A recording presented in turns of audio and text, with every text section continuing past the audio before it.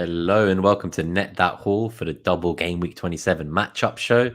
I'm, of course, FPL Nemo, and I'm joined by Gabriel at FPL Lens on Twitter. So it was a shit show of a game week last week, Gabe. I think I got to go straight into that because honestly, like I regret every decision I made, but I'm sure we'll get into that throughout the show. Did it go any better for you? Did you at least play the right Brighton mid? Because I didn't even do that. Of course, I played the right Brighton mid. Someone sent me a DM and it was a link. Oh, it was FPL Zikri. Zeke's a great guy, great FPL manager. It was the first post I had written on Matoma, and the first time I had recommended Matoma, and that was November 4th. So I've been on Matoma for a while. And ever since the World Cup, and Roberto De Zerbi said McAllister, that he wants to get McAllister playing more in the 10. And we knew why he had been playing deep, because Pascal Gross is often needed at right back. I mean, McAllister's stats at the 10, and not just his stats, but his involvement everywhere. And at the 10, we're saying roughly that position. He has different roles within that 10, of course. Like every player, you say you play the 9, but you do other things as well. Like you don't say Kane is a 10 just because he drops into midfield. He's still a 9, right? So McAllister at that 10 just picks himself. And March, the converted wingback that can't typically finish and is the third option, was always the third best option on the team. And there are still people now saying that it was luck. I've said about 3/4 of the pods that I've listened to this week say that it was just variance and luck, that if you had March, that it wasn't your day. I've seen him talking about the fact that the next two opponents for Brighton are weak down March's flank and he should be captain this week.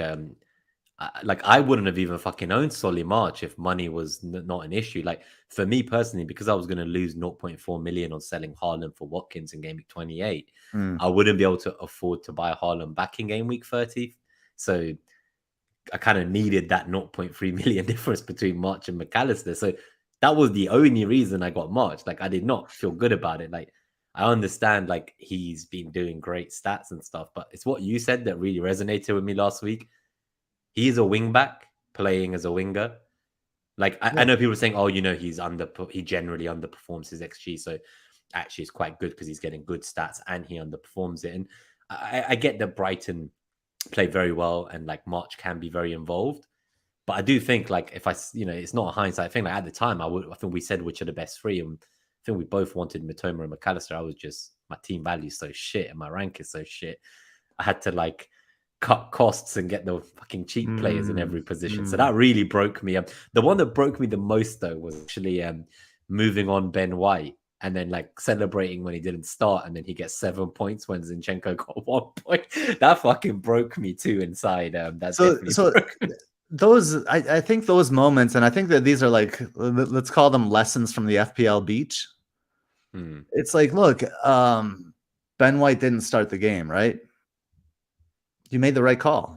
It's like, yeah, what could I have done? Like he got his first goal for Arsenal. But that's the end of discussion, right? You made the right call, right? And I think you just have to sit with that. Like Liverpool. So I've heard that there was a very well-respected pod, one that I won't mention them today because I'm gonna criticize them a little bit. But one we've mentioned here on this show many times, one that we follow, and they actually said that what happened with the Brighton mids was variance, and Liverpool are back. So they're trusting the Liverpool 7-0 over United more than the Mitoma and McAllister. This is like how deeply ingrained it's like a gambler's fallacy. They're so ingrained in their narratives that people are not adapting to new information. But I think what we need to do, like heading into this game week, is learn our lessons, if there were lessons to be learned. Selling Liverpool assets, that's not a lesson to learn. That is variance. Liverpool are not going to, Liverpool could struggle against a deep block in Bournemouth, right? I think you were speaking to me this week and you were saying a lot of people think obviously Liverpool are fully back. And, those 7 goals came from, what was it, like 8 or 9 shots? Like, I don't know how often that's going to happen in a game. I think it was more a case of United just gave up playing. Like from my perspective, as much as Liverpool did well, I just don't see like how they did that without United being partly to blame for this scenario. Well, and yeah, I think we can like yeah, I'm glad we're going over like all of the kind of just main random talking points right now Yeah, I to thought start the just show throw because there's them a out lot there going now. on. Yeah. So let's go to that game. Like I think the first person that needs to fall on the sword for that game is Erik ten Hag. You have an opportunity to play Marcus Rashford in behind Alexander Arnold, and you play Bruno on the fucking left. Hmm. And then when Bruno gets frustrated, right? Everyone jumps on Bruno, and that's true. He needs to be more regulated, right? Emotionally regulated. But Erik ten Hag set up his team to fail, and I think he needs to take a big chunk of the responsibility for the way that game just kind of fell apart for him. It was a tactical disaster class from Erik ten Hag. And it looked good in the first half for them, didn't it? Like obviously they only went in at 1-0 down. They were getting some chances, which obviously didn't convert into goals. And Right. going into halftime, I don't think any of us would have seen that kind of result coming. Like, I just can't comprehend them conceding 6 goals in a half. It just seems wild, right? And that's why I'm saying I don't necessarily think it's all Liverpool is back. There is definitely some United element to this. Now, kind of the reason I mentioned is if you, like, I spoke to my cousin, he's a massive Ajax fan. And he did tell me that a lot of the time, when Ajax played other kind of similar big teams, especially in the Champions League, they would like just let in multiple goals from the way they set up. And I do wonder if that's partly to do with this, where you look at kind of some of the results Ten Hag's had this season. You know, he's let in like 4+ goals in a number of games. Like this, like Yeah. people were saying this is a one-off. I don't think this was a one-off for United, because those guys tell me, oh, the Brentford game don't count, for example. It's like, okay, so the season starts from game week 3, the Liverpool game, the game week 26 don't count. Like, you can't just not count random games when United do badly. Like, that's not how it works. So I guess my conclusion is that I don't think United will necessarily falter that much off the back of this. I think they'll come back fired up. Yeah. And equally, I don't think Liverpool are suddenly fully back just because of this either. So I think we just need to temper it a bit. Someone in the chat said this. They said, this was like an anomaly game. And I would tend to agree. I think what happened, but I'm just, yes, it was Akshay actually. So he mentioned it's an anomaly. Yeah. I don't think now United go on like a losing run and Liverpool turn over everyone 3-4-0. I don't think like that one match means that those things are now true. And, I'm seeing people talking about captaining like Salah this week against Bournemouth because they've held on to him and they want to do that over the doublers because they think double game weeks are overrated. And that's fine. Like, it is a nice game, the Bournemouth game. I'm not going to lie. But that United game, anyone who tells you that that's why they didn't wildcard, they saw that coming, like, that's bullshit, man. Like, that is just bullshit. And one thing to say, I've got people in my like Scout Community Tournament League and they didn't wildcard last week. They've wildcarded this week and they have basically the same team as me now.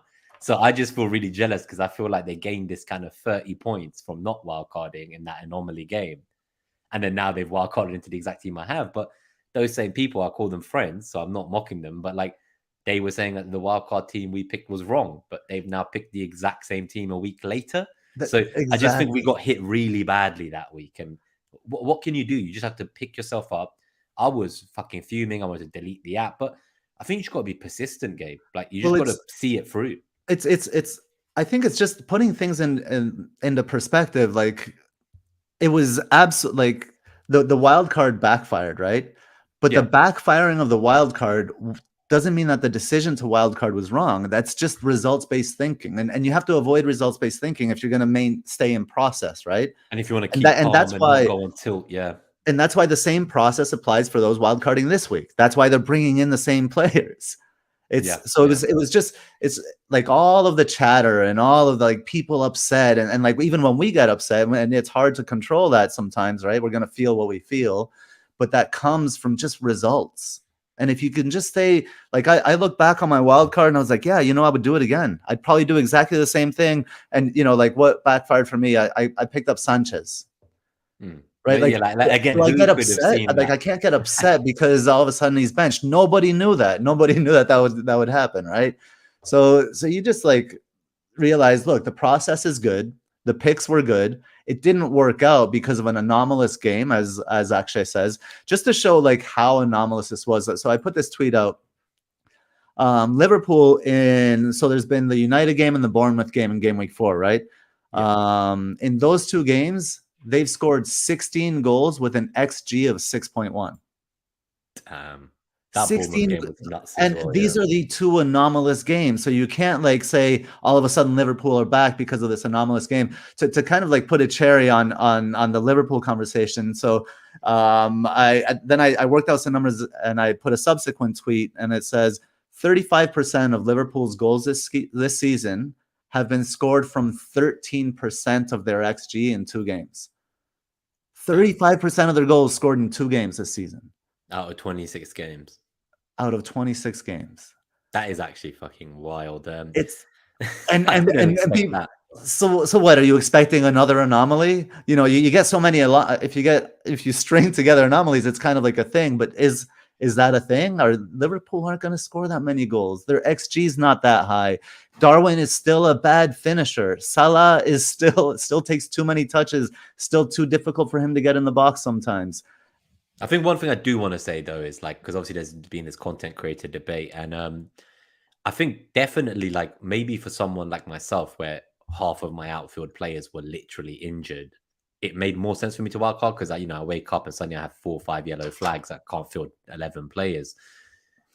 There were situations I did see teams where they probably didn't need a wildcard, and I do think that a lot of people, even myself included, I was starting to get influenced because I watched so much content. I said so much content. The whole timeline talked about it. And, I spoke to Late Riser, and he left all his FPL groups over the weekend. He felt that he's started to he's not following the noise, but the noise is there, right? Like if I'm looking at Twitter every day, like the noise is there, and it's kind of put him off his own process, and he just wants to go back to basics and remember his process, the style that he likes to play. And I felt that deep as well because, when we were on the show last week, I remember telling you, I didn't think I was going to wildcard.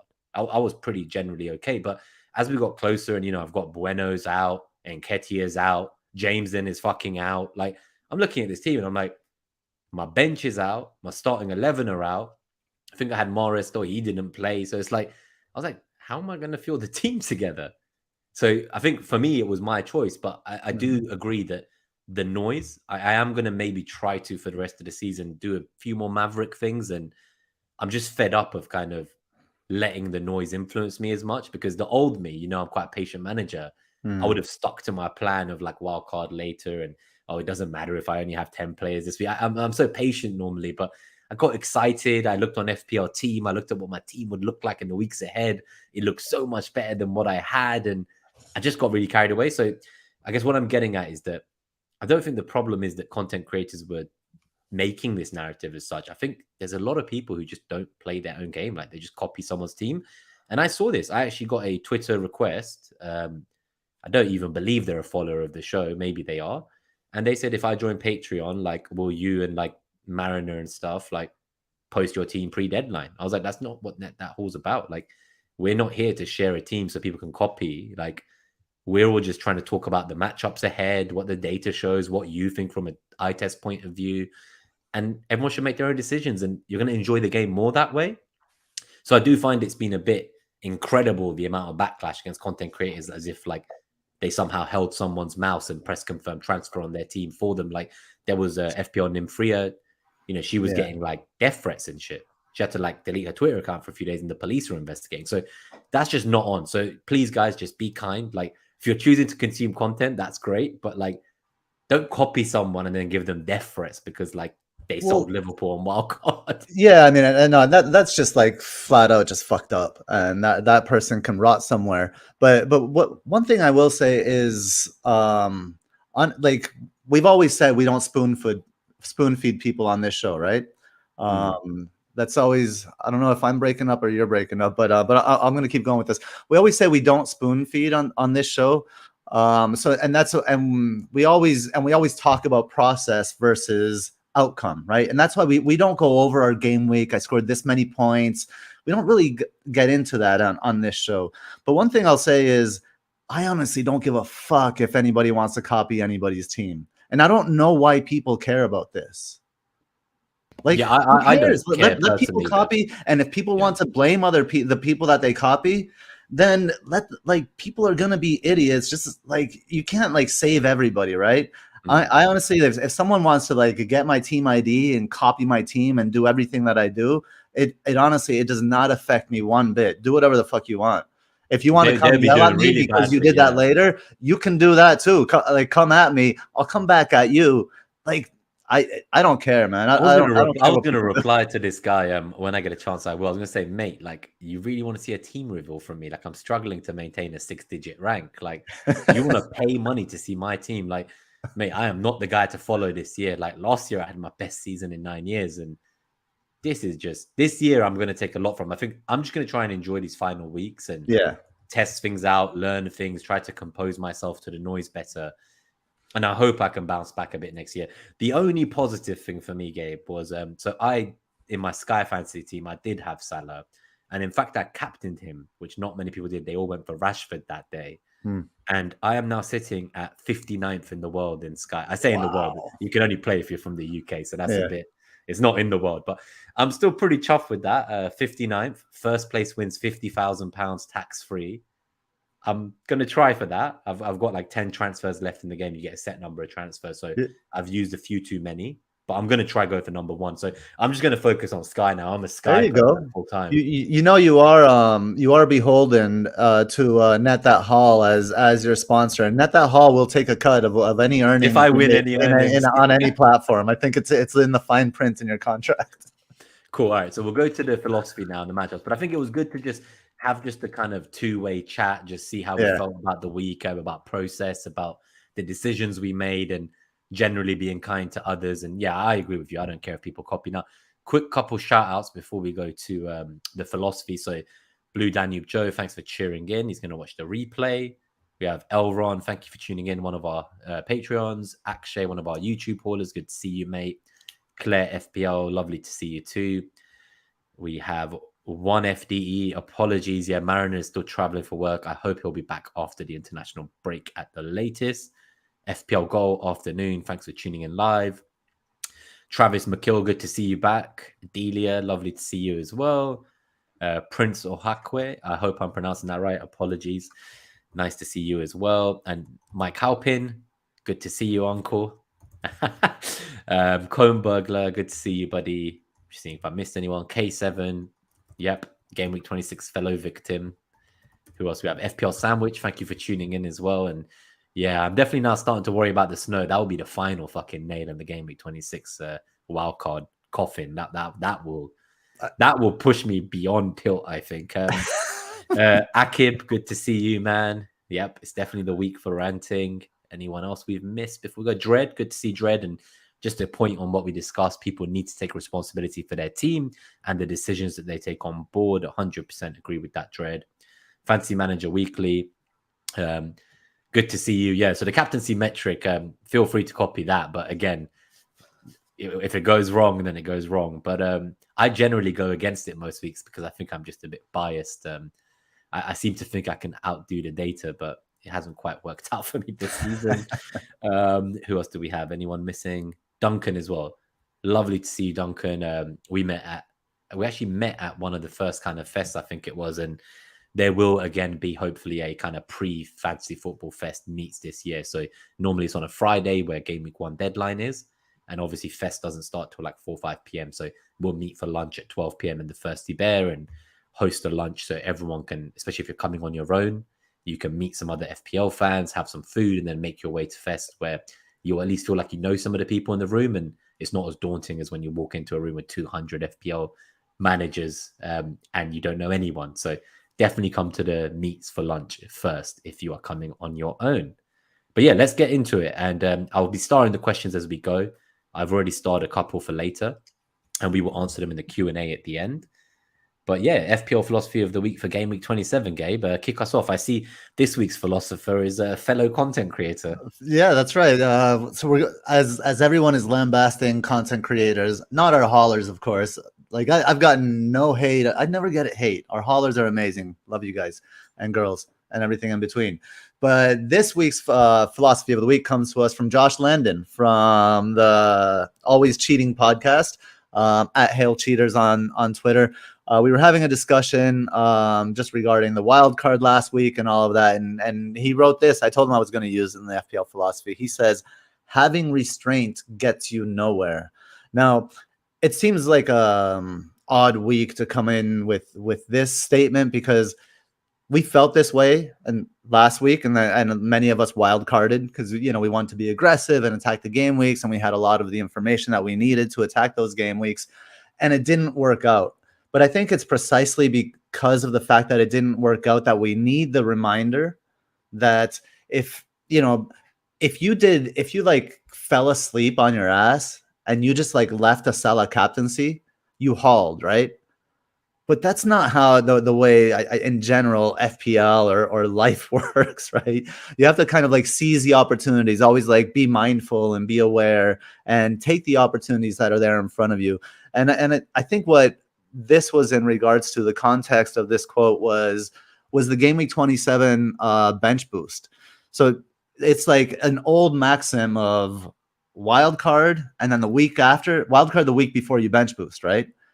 And for some reason, like everybody wildcarding last week, they just went on autopilot and went for the 29 bench boost when there's almost a month in between the wildcard and that 29 bench boost. There's an international break. There's FA Cup games. There's European Cup games. There's a lot going on in between there, and a lot can happen. So I think by attacking game week 27 with the bench boost, and I don't know that it'll work out. I don't.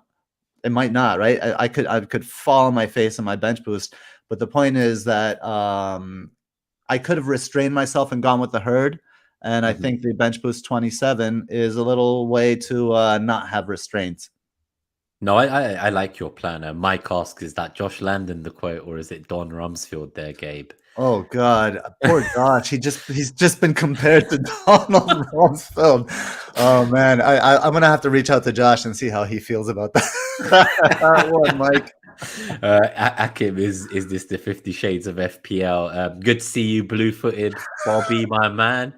I hope you're recovering from the death threats of your early team news when we met up at the FPL meets last month. So yeah, it looks like you get death threats if people copy your team. You get death threats if you put out team news. I love our community. I know Twitter can be quite toxic, and I think generally FPL community is quite kind, but it does feel that a lot of people are kind of trying to kind of have trump cards over each other recently and say, oh, look, like I've got this receipt of a tweet you sent 6 months ago. Look how wrong your take was. It definitely feels like people are just trying to like social media slaughter each other lately, which I'm not really up for that. I'm all about, bridging our community together and trying to meet offline and watch the games, have some food, like have a good time. Like, no one in our lives cares about this game as much as we do. So it's nice to meet other FPL managers. So please just try to keep this community kind, guys. Like, I don't understand. Like, everyone is just out there, like, murdering each other, like drive-by Uzis on my timeline. I think I need to make a Twitter list and just go off the timeline because it's been a shit show since Elon Musk took over. But yeah, no, I agree with this about having restraints gets you nowhere. Funnily enough, I didn't want to restrain myself by not wildcarding that led me to this shit show. So that's the funniest part about this. Normally I'm so restrained, and I just thought, well, loads of my players are out, they're flagged, let's just go for it. Like, the team looks great for the next few, but what can you do, right? What can you do? Let's go to the matchups. I think we're 23 minutes in. We won't talk about last game week anymore. I think we do generally like to look ahead at the matches coming, and obviously the captaincy metric, the NetxG, and the FDR. So we're going to move focus onto that now. If you do enjoy today's episodes, if you find it entertaining, if we make you laugh, please do hit that like button and subscribe if you're new. This time I thought I'd get the plug in early because last few weeks I didn't even remember to ask people to like the show. So that shows that, when we go at 4 p.m., I'm a bit more with it than some of those 10 p.m. streams, that's for sure. For sure. So what's the first game? It's the guys we were talking about, Liverpool versus Bournemouth away. Why don't I let you take this one away? What do you think? Because I know people who are wildcarding this week, and one of the reasons I kind of went early was because I felt like if I didn't move my Liverpool players last week, I felt like I wouldn't be able to this week against Bournemouth. Mm-hmm. So now if you're in that situation, if you have the Liverpool players still going into this game, does the data suggest that maybe you should hold on to them? Like, would you be against holding on to them? Or because, the double in 29 isn't great. They obviously blank in 28. I think they play Arsenal in 30 straight out of that crap double. So Mm. what are your thoughts? Like, would you still be holding on to some of these players if you didn't wildcard last week? Like, is this a good enough matchup? I mean, I think your initial instincts were right on. It's so difficult to sell them now, right? Like this, It's so difficult. so I think you have to kind of hang on to them, certainly for this matchup. But the data, while improving for Liverpool, still not great. You know, you could see, you know, the data is kind of mostly all in agreement here.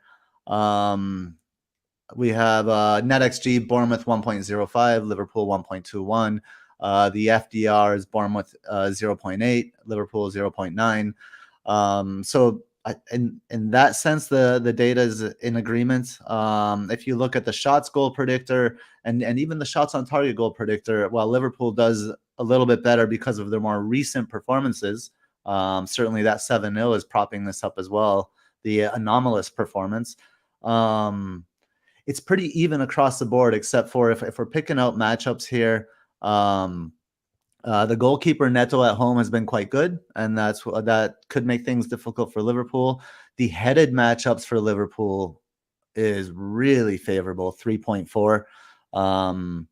And then if we look at, like, none of the zonals really stand out. I think the shots on target for Liverpool as well, since if that continues to improve, then Liverpool might be back. So I think last week when we did the show, we were saying Liverpool are definitely not back. Then after seeing the 7-0, it's like, okay, it's too early to say whether they're back or not. You know, we need to move slowly in that direction. But if those shots on target can continue to stay, like if they're getting about 55% of their shots on target, or something, or their shots in the box if they're on target, then there could be something good there. But look at the big chances, about equal matchup, right? Expecting about 3 big chances per side. Honestly, a 1-1, a disappointing 1-1 wouldn't surprise. It would be about as expected as like a 3-0 Liverpool or a 3-1 Liverpool win. I do think Bournemouth get a goal at home though. Yeah, so last week, obviously, that game against Arsenal, I was predicting the scores, and someone was like, Billing's going to score. And I was just like thinking of them when the goal went in. I was like, you fucking bastard. So yeah, no, I can see Bournemouth scoring in this game. I do think Liverpool get a comfortable win either way, personally. I don't think they're going to be too concerned going into this match. But it is interesting that on the NetxG side, it is just that 1.21 compared to 1.05. You know, that is a lot closer than I thought. And then the FDR also agrees, right? 0.8 and 0.9. So I do think that one piece of data, that one match, isn't enough to sway the metrics, where it's kind of looking at a longer period. And we do need to wait and see. But if I had the Liverpool players now, is there an argument for captaining them? I guess we'll see the captaincy metric, but is there a world in which you would captain Salah against Bournemouth? No. I think there's zero argument for captaining a Liverpool player. So like Travis has a question about Liverpool. I think it's an apt question, so we'll cover it now instead of in the Q&A because it seems relevant, and then we'll move to the next matchup. So he says, how will they respond the next time they're getting cooked in midfield and behind Trent? Probably have to wait till the Madrid match to find out. Obviously, as a Madrid fan, I'm sure you can give us some thoughts both on whether you're going to cook them in the next leg and if they have any hope of qualifying, and also like what are they going to do in the Premier League the next time something like this happens. Liverpool will score first at the Bernabeu. They might even win the game. They have no chance of qualifying. 0. It's 5-2, right? 5-2. Okay, yeah, that is tough, man. At the Bernabeu as well, like, damn. Yeah, I don't see that being. Can you picture Liverpool keeping a clean sheet? Definitely not. No, we were last week, remember? We were live while the match was on for the first half. And obviously you guys went 2-0 down, and someone in the chat must have been like, oh, you're scared. And you were like, mate, have you watched Madrid? You were like, we don't even play till the second half. And then obviously you went on to win 5-2. That was fucking wild. You called that one last week. Yeah. So, I mean, if you think Madrid are going to score, then Liverpool has to score a minimum of 4 goals. So they're done in the Champions League. And if Klopp, I think it would be smart of Klopp to maybe start some kids, get them kind of a high profile experience and stuff like that. and it would be smart for Ancelotti to rest some of his players as well, as we've been struggling in the league. So I was going to say, I saw you guys drew with Real Sociedad. Obviously, United are playing tonight. You drew with Barca, was that right? Like you've had a few cagey games since that big victory against Liverpool. yeah. And before the Liverpool game, we had a difficult run in. So the league, it's not over yet, but Barca has a firm grip of the league, and we'll probably just have to settle for winning the Champions League again. No, of course. And so, what about from the Bournemouth side? Is there any assets? Obviously, they have a decent double, I would say. I think in the chat, Matthew Kane mentions Dominic Solanke, 3 fantastic home games in that time. Should be everybody's on top of everybody's transfer target. I guess the difficulty is there's only 3 forwards, right? Yeah, it's the opportunity cost, right? It's like, who would he be instead of, I guess, because a lot of people will have Kane, and we'll talk about him when we get to the Spurs matchup, I'm sure, so I don't want to rant about him yet. But so we got Kane, we got Haaland. Obviously, I'm potentially going to move him out just for 28 and 29 and bring him back. There's people like Felix or Watkins, Nacho. There's a lot of players that you could be going for in these slots, right? There's Darwin owners. I'm not sure if I'd be looking for the Bournemouth striker. I personally think Forest's double game week in 29 is better.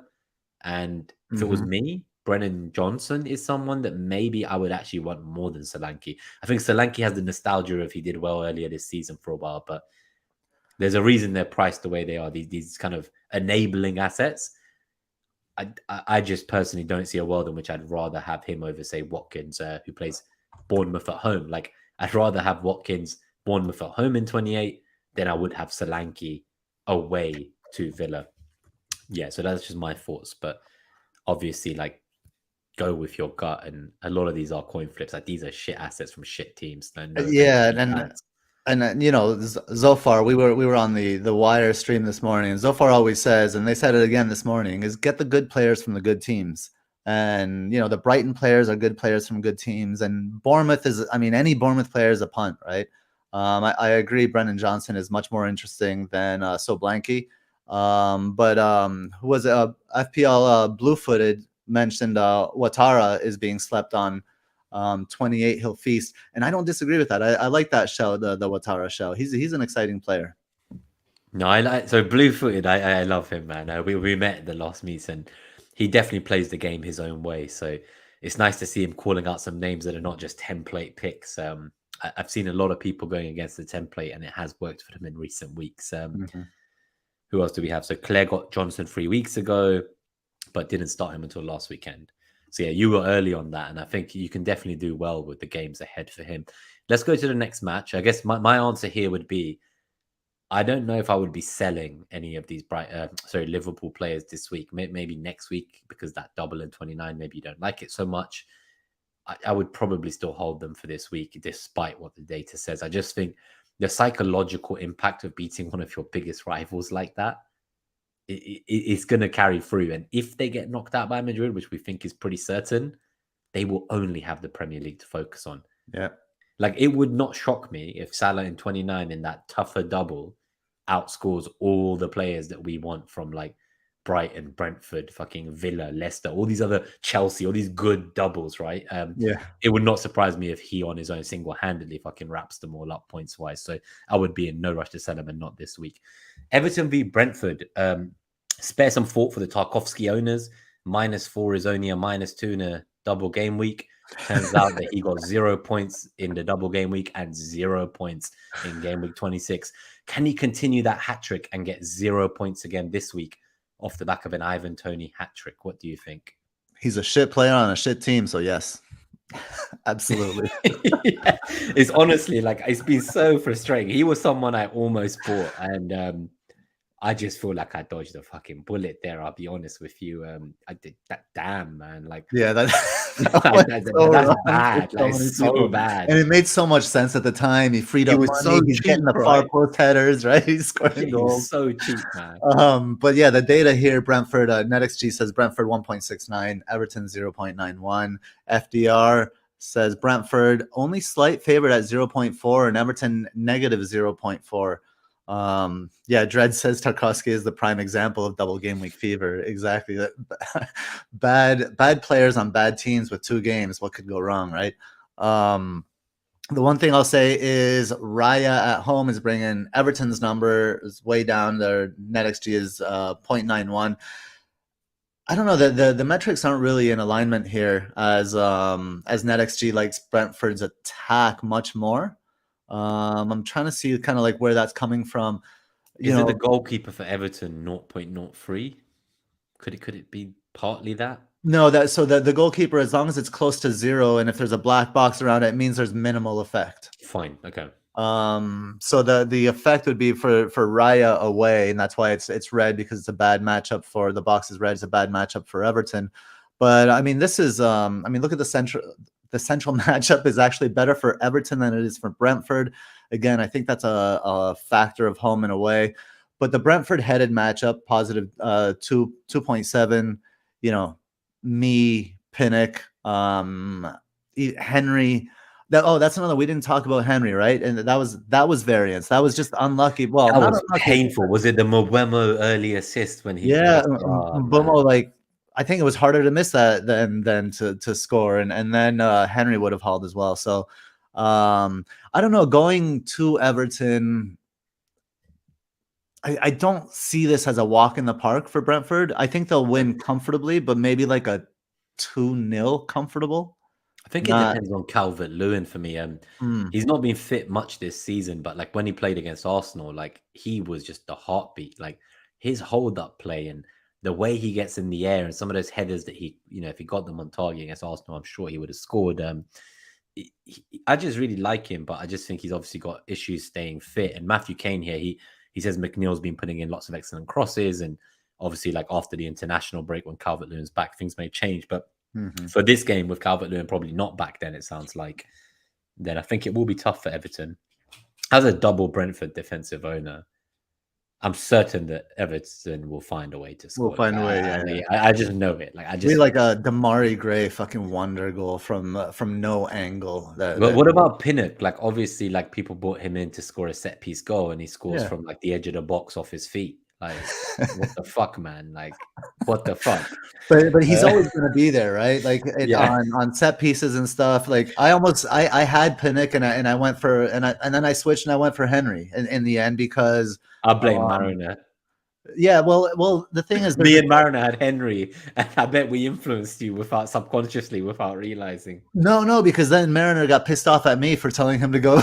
because he went Henry as well. Yeah, he blamed you, didn't he? But Pinnock, Pinnock could be rotated with Jensen coming back and stuff like that, and that's why I went with what scared me off. Yeah, like but one thing that and this is something that it was an oversight on my part is Henry can sometimes be pinned back when Wissa plays. Henry's better in when they're 3 at the back 3, yeah. So when back formation. But even so, even with the back 4, Henry almost got a return. So I think just hold strong. Brentford's defense is good. I don't like Brentford's defense in 29 though.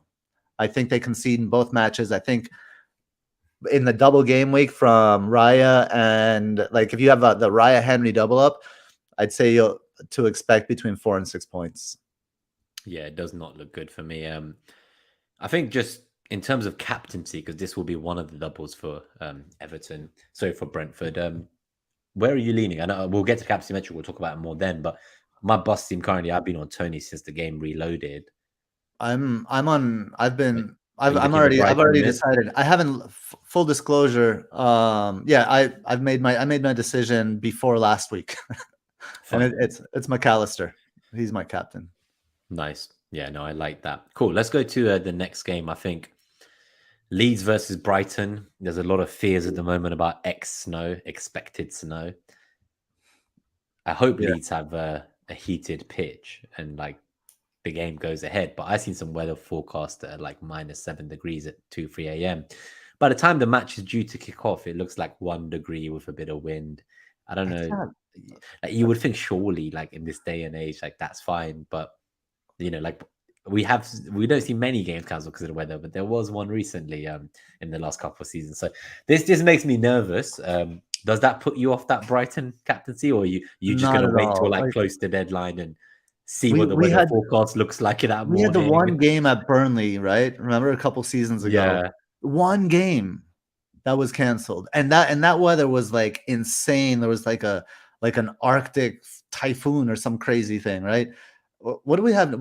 It's going to be cold, and it might be some flurries and some snow sticking to like. This feels like FPL managers getting their panties in a bundle and just looking for something else to worry about. It's like reduce the worry in your life. Don't increase it. I'm not paying attention to the weather. Yeah, no, FPL Sandwich says West Brom Arsenal played in snow that's worse than this. Yeah. FPL Blue Footed says the last cancellation was November 2021 due to pitch issues. Leeds won't have that.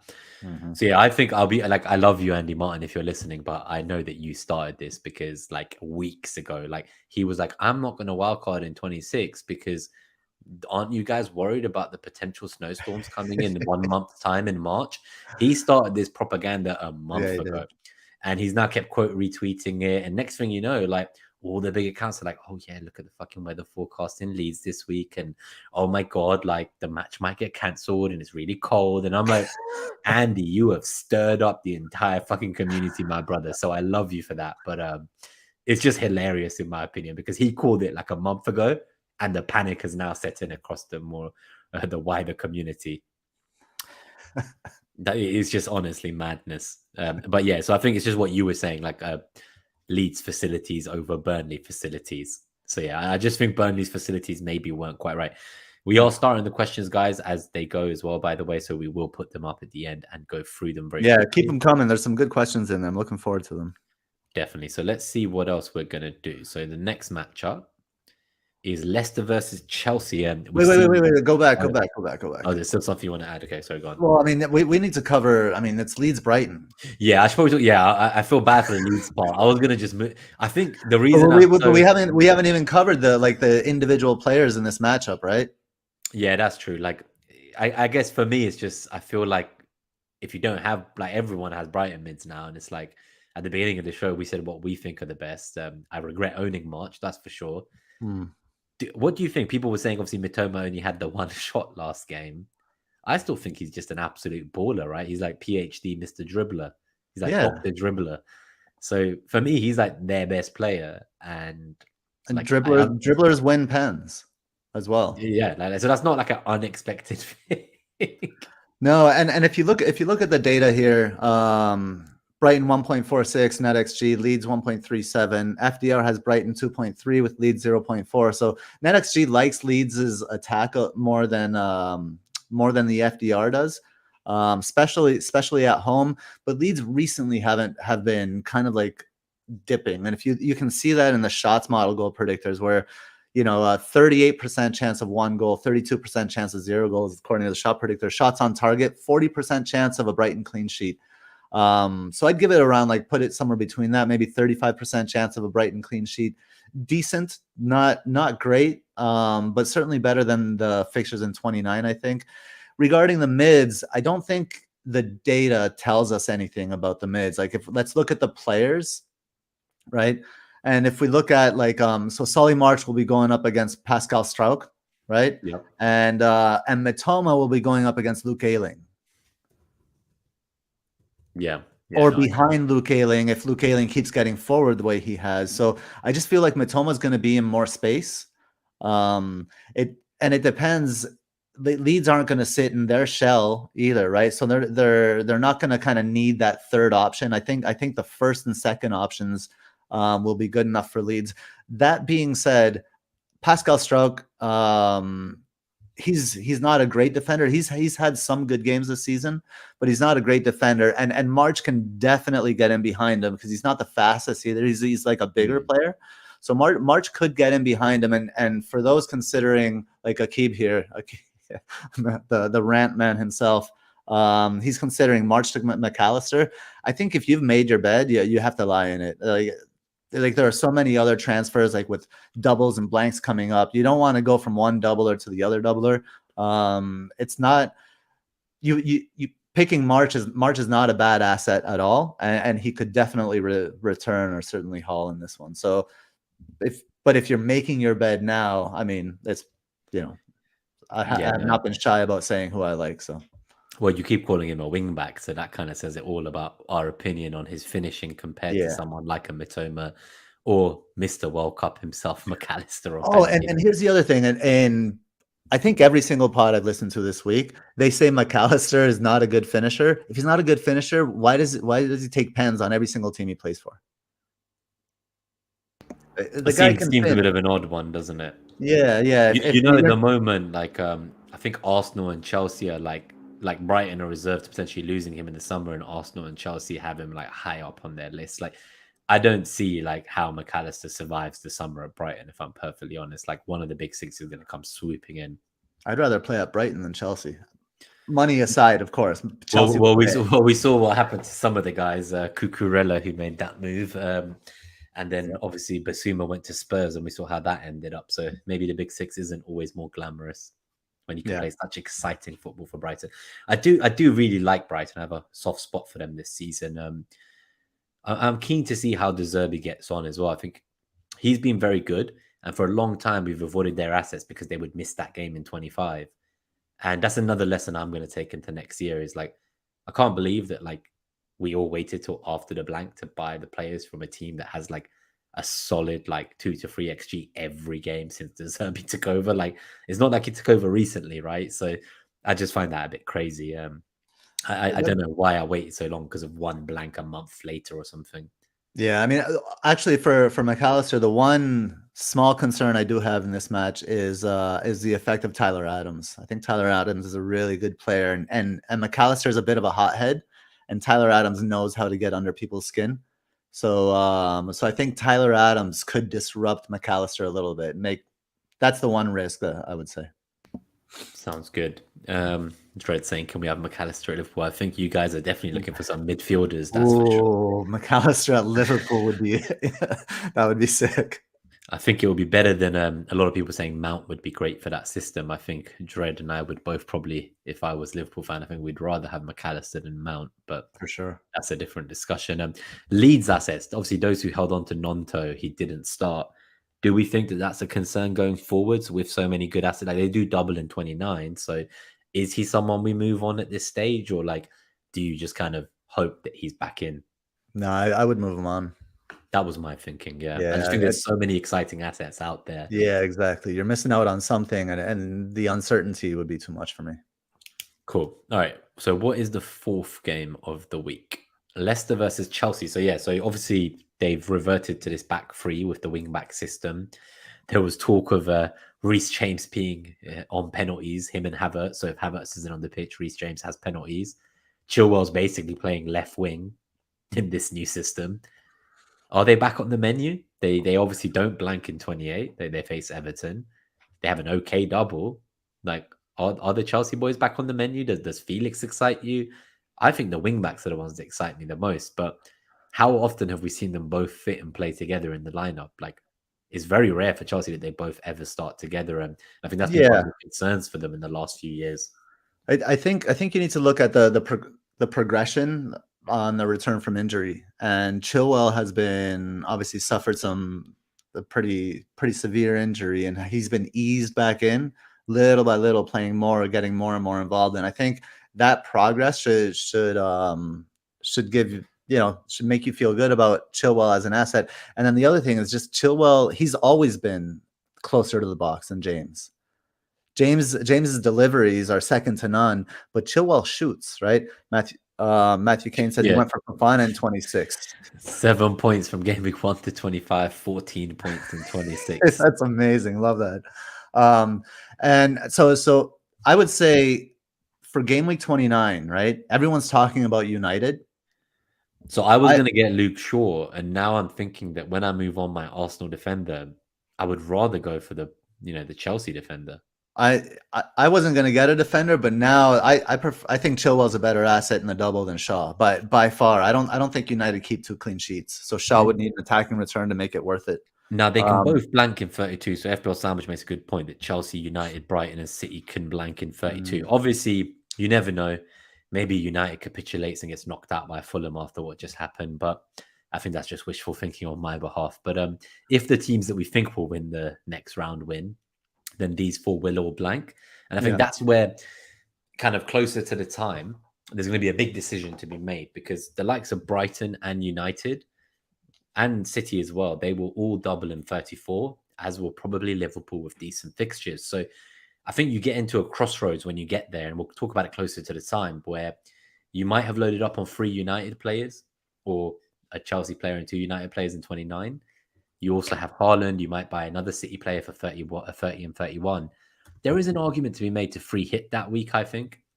It would allow you to hold on to these assets before they then double in 34, so you'd be quite well set for that double. The alternative, if you didn't want a free hit, I think personally, and you still have your wildcarders, you could dead end into 32 and then wildcard in 33. I think Fella here, who he has now wildcarded, but he was considering wildcarding in 34. Sorry, wildcarding in 33, free hitting in 34, and then dead ending into 32. So there's a few routes still. Alternatively, when United blank in 32, you could move them on for Liverpool, who play Forest that week, and you're bringing them in ahead of like the next double, but then you're losing United players who then double 2 weeks later too. So I think that free hit scenario will become a bit more apparent for those who have it. For those who don't have a free hit though, is it quite dangerous, Gabe, maybe to be loading up on like, say, triple Brighton, triple United, 2 Chelsea, 1 City? Like suddenly you don't have many players left in 32 and you don't have a chip to get out of it. So you're going to then be selling 34 doublers to get through the blank in 32. It's like, it's tough. I think if you didn't have a free hit now, and we don't know how the cups will land, you may want to avoid some of these, like tripling up on some of these teams, perhaps. Yeah, and I think that's the great point. You can't have too many of those players that are going to blank, right? So I would like what I do is I take my team now, and then I take the team that I want for whatever the blank is. So in this case, 32, and I work backwards. It's like what do I need to do to get to this team in 32? And then I work backwards. And if there's too much to do to get to that team, then I have to simplify that team. If I have to take too many hits to get to it, then I'll have to tweak that team so it becomes a simpler path. But I would backwards design the team in that case to make sure you're okay for 32 and you're not just like being distracted by the shiny object, that shiny new player, and you just get them. And then you're in 32 and like, damn, I used my free hit in 25, and yeah, you end up screwed. So, but yeah, as far as, and actually, Zofar was talking about Chelsea. Obviously, that's his team. And I had been talking up Joao Felix for a while, but he's not kind of like slingshotting out of midfield anymore. He's not getting those opportunities. They're actually falling more to Havertz. But the other reason he's not getting them is because Sterling has become more involved and Sterling dribbles more. And so he's kind of pushing that back line instead of like having to rely on the late run. So I think Sterling could be a good option for some kind of punt at some point. But be very careful. For me, it would just be Chilwell, and obviously if you have Kepa.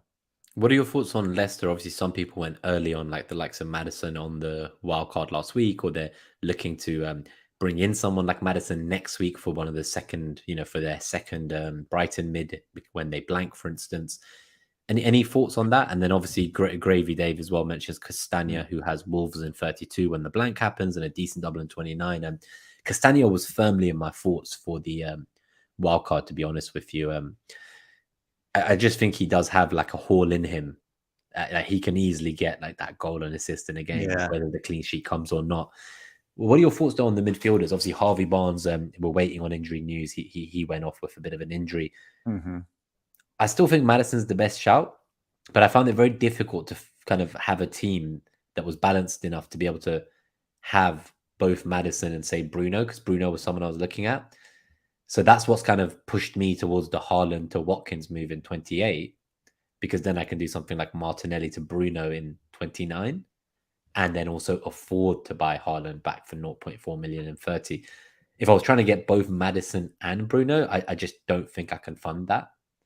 So what are your thoughts? Like, if you already have him, is this a good game for him against Chelsea?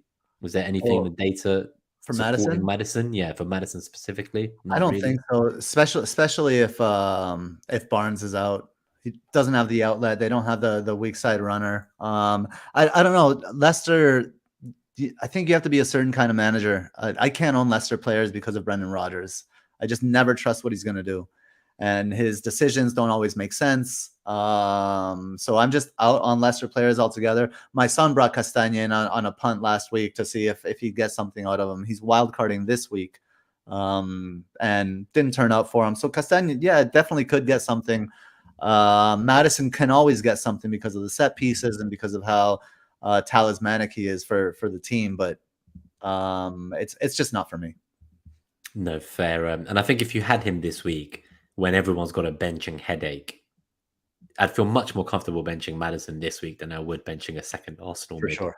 For sure. So I think that's probably a decent situation to be in. This is the one I've been waiting for. I feel like I basically wildcarded to get Kane instead of Salah, and I fucking regret it. They have no goals in the last 3 games, I think. Lost to Sheffield, knocked out 1-0. Fucking 1-0 against Wolves. 0-0 in a must-win home game, mustering less than 0.5 XG. Subbing on Davinson Sanchez with 10 minutes to go for Kulusevski. Conte basically asking to be sacked. Conte out trending today.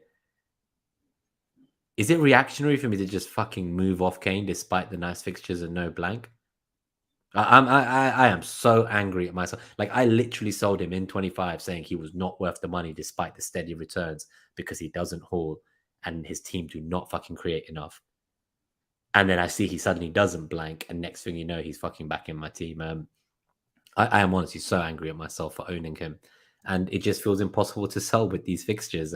What is it? Forest, and then what? Everton is the one in 29. I've forgotten what the 28 fixture is, but it's probably Southampton or something like.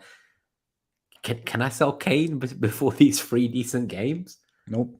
I can't, can I? So I've fucking made my bed and I'm Made stuck your in bed. it. And then he has a decent 30 and 31 as well. So it's like I am now stuck with my imbalanced team, holding on to him.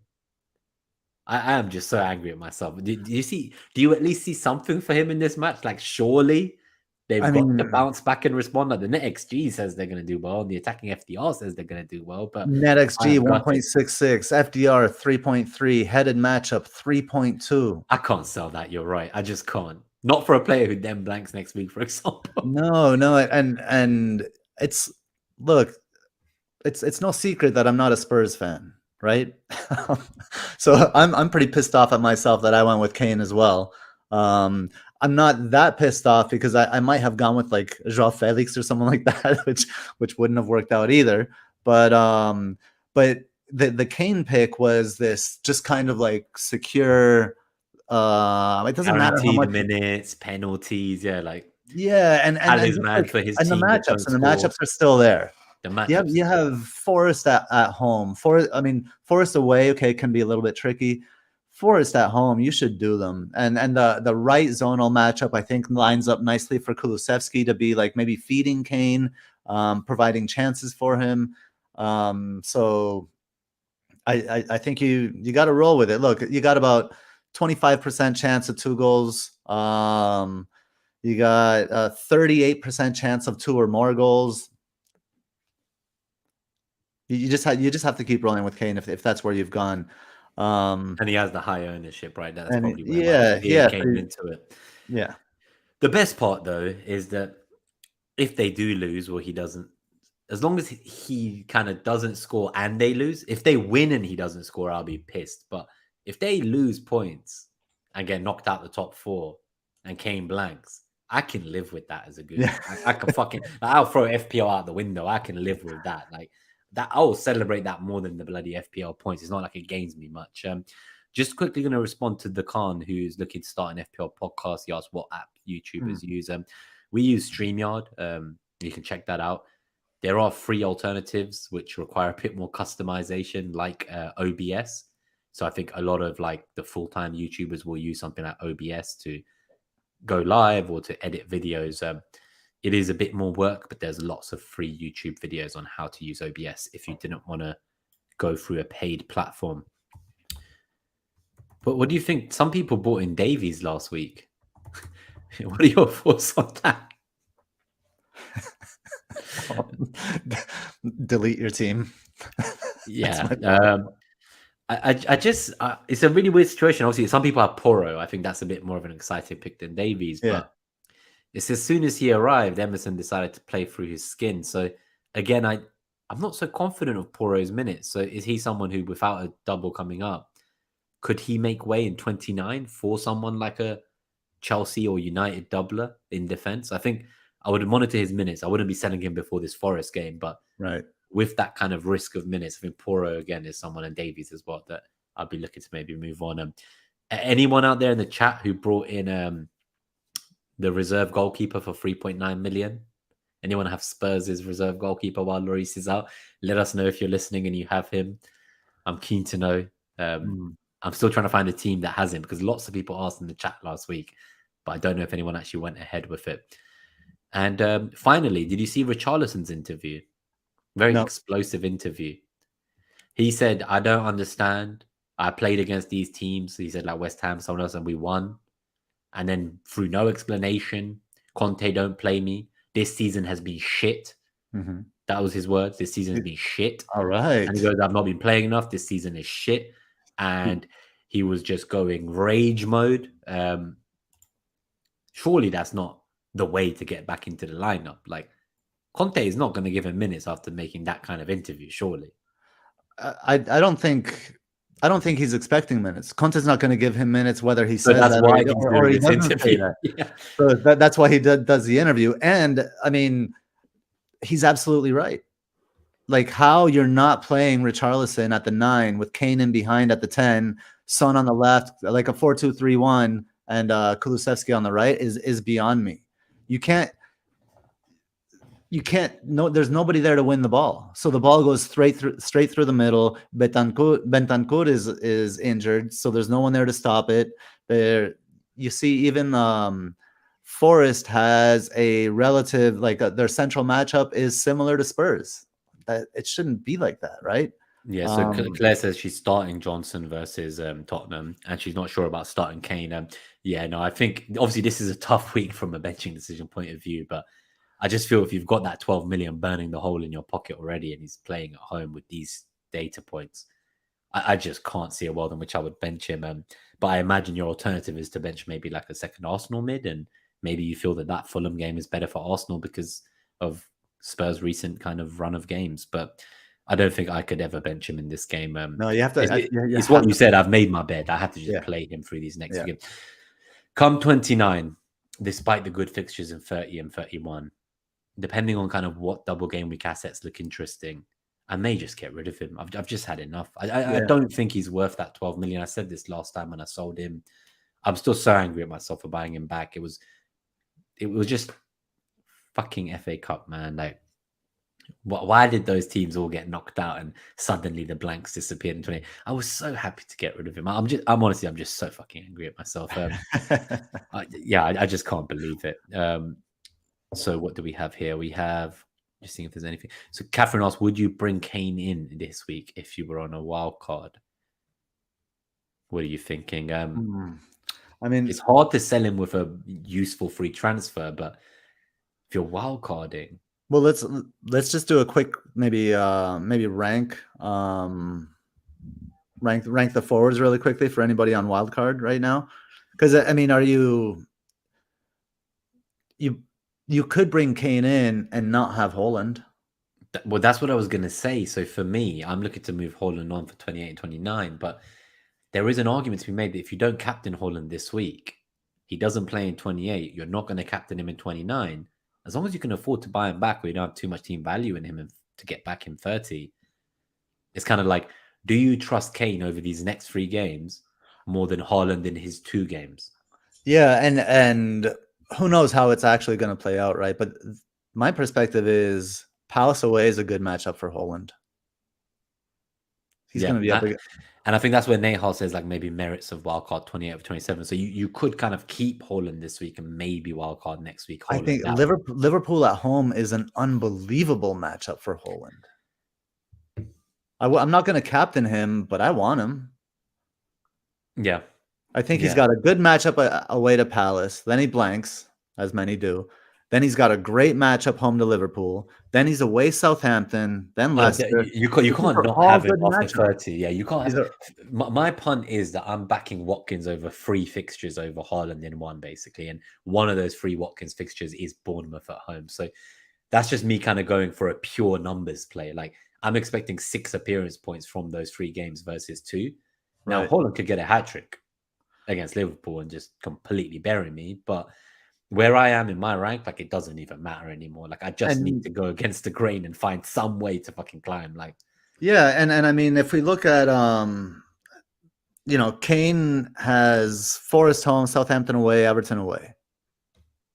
He could outscore Watkins even with one fewer fixture. Yeah. If I were on Wildcard, I would probably have Harry Kane. I would probably make the mistake again. As painful as it is to admit painful as it is. And at what is he? He's owned. He's got he was like 75%, 72% EO at my rank, 85% in the top 10K. With those fixtures, I think you have to have him. I think so. All right, let's go to the next. And it sucks, and I don't want to say that. It feels bad to say that. It does, doesn't it? Yeah. But let's go to the next game, and we've got quite a few to get through, but I think we're at least past halfway. But some of these games we will rattle through. It's a bit of a longer show today because we had a big intro. We had some things that we had to talk about. Yeah, to get off our chest. Yeah, exactly. Definitely. But I'm just I've also seen someone in the chat mentioned, I've not seen the lineup yet, but apparently both Saka and Martinelli start against Sporting tonight away in Lisbon. So see how that goes. The metrics here do kind of disagree, don't they? So the NetxG has Arsenal at 0.91. It has Fulham at 0.76. On the attacking FDR, we have Arsenal at 2.2, Fulham at minus 0.6 for an attacking FDR point of view. That is a bit of a difference. And I think it's the Bernd Leno effect, right? Like partly at least. Yeah, for sure. The Bernd Leno effect. And Fulham have played one match recently without Palhinha. Dayton's only got 1 out of 6 without Palhinha. If we collect the Palhinha less Fulham data, they are bottom 2, maybe the worst defense in the league. He's like as important to them as, say, like Casemiro to United or Partey to Arsenal. Like, he really is, and he plays that left center mid. Right, he plays the left side of the central midfield. With Reed, is it no? Right, and Reed's on the right. Yeah, Reed, and then and he's on the left. So he's, and it doesn't work like mathematically like this, but he's gonna, that area. That's a lot of Odegaard area. Odegaard going up against Fulham without Palhinha is like, it's prime. And he's on like every bench I've seen this week. He's on every bench. That's why I think, and so now we're getting he's rested tonight as well by the sounds of it. Is he? So we're getting into like the reasons for a bench boost this week. If you are benching Odegaard, I think you're benching a Hall. You're benching a double-digit Hall. But I guess the question is, are you then still benching a Hall when he plays home against Leeds in 29? I guess in that scenario, like a lot of us, like I'm speaking for myself, I'll be moving my second Arsenal mid to like Bruno or someone. So he wouldn't be on my bench, I guess, in that scenario. But still, like I'd be benching like Saka. I'd be benching Kane maybe with the single figures. Like I'm actually, you know what my bench would be? No, you bench Henry. Henry would be say it would be bloody Henry. So double away games for Brentford. It would be. I would probably, I would start Saka over these fuckers. Yeah, so you're right. You would bench maybe Zinchenko or Gabriel, whoever the defender is. Against Leeds, right? So actually, like, it's very close on paper. The difference is you have to survive an international break and 3 more weeks from today. 4 more weeks from today. That's what I'm saying. People aren't comparing bench boost 27, 29 properly. They're comparing they're like, oh, it's a bigger double, so they're comparing all the players. But when you just compare the bench, it's basically Raya, Henry, an Arsenal defender +1, maybe Botman or someone like that has a double. Oh yeah, mine will be my second Newcastle defender. Yeah, so you're getting, so it's those 4, right? Raya, Henry, Arsenal defender, and Newcastle defender. And then this week it will be like Botman home to Wolves, like maybe Odegaard, Zinchenko, or Gabriel away at Fulham without Palhinha, and like Sanchez or Raya. I have Ward, man. I have fucking Ward. That Ward will prevent you from bench boosting this week. Yeah. Sure, he's got the tasty fixtures in 29, so I'm kind of stuffed there. Yeah, and that's why if you do own Leicester players, and I think Late Riser brought this up on the wire as well. If you kind of own these players, Leicester and Chelsea Maddison and Ward, then you're going for 29 for sure. But if you don't own these players, don't automatically go for 29 just because it's the Just bigger. because it's That's the not bigger double relevant. game. Like if the ones you're bench boosting are, like you say, Raya and Henry, is that extra fixture that week better than having Odegaard this week or Botman Right. this week? That's a And very and good point. and I don't think it is for me because I don't own the Leicester players and all of that. So And it's just definitely one team to dependent. monitor as well. Bluefooted says Odegaard unwell, so just let us know, is he on the bench or is he just like fully unwell? So that's just one to monitor because that would make your benching decisions easier this week and whether you have him or not for the bench boost. I assume he'll be fine. There was talk though. Maybe there is something about this being unwell thing because there was a bit of a shit show on social media yesterday when Arsenal travelled to Portugal and Fabio Mm. Vieira was spotted in photos like boarding the plane. And then there was stuff coming out saying Fabio Vieira has not traveled for illness. And people were like, well, what do you mean? Like, there's a photo of him on the plane. So is he traveled and he's unwell and he won't play? Or Mm. is he fine? And like, this is bullshit.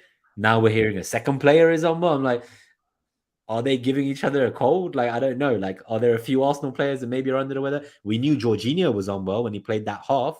Maybe they serve chicken sashimi on the plane. Shit, exactly. Like I know that Jorginho in that half he played a few weeks back. I think it was against Everton. He played the first half. He was also apparently playing unwell. Like he was playing with a cold, and then Partey came on at halftime. So I do wonder if some of this has been kind of been passing around the camp. All right, let's go to the next one. Actually, anything for Mitrovic owners? Is there someone still out there who owns him in the chat? Let us know. I think it's just the time to. Oh, Odegaard not even on the subs bench. FPL purposes. That is definitely one to monitor. I have Sanchez, right? My transfer this week would be Sanchez to steal and I bench boost. But if Odegaard is also out, then I'll shift my plans and bench boost in 29. So Andy Martin, it's good to see you back. When you watch the beginning, you'll see that I talk about you and how you were the first one a month ago who started the hysteria over the snowstorm. So enjoy that segment. You're the conjurer of weather, the weather god. He is. Man United versus Southampton. I've seen people talking about maybe benching Rashford this week. So obviously there's that tough decision between like United assets. People talking about benching Kane. I see someone talk about benching Haaland just to get like the second Arsenal mid out. This is a wild week from a benching point of view. I've never seen so many good assets being touted as benching. Personally, there's not in a million years I would be benching Rashford at home to Southampton. I just don't like. I can't. And let's see the United lineup today. I'm sure he does start probably, but still, like I just think that's wild. Wild.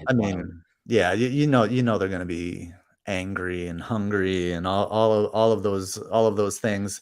Man United, Vunu, by the way, on the goalkeeper minus 0.67, and I saw he was in the bottom 5 for XG prevented this season out of the goalkeepers. Well, the interesting thing is that's home.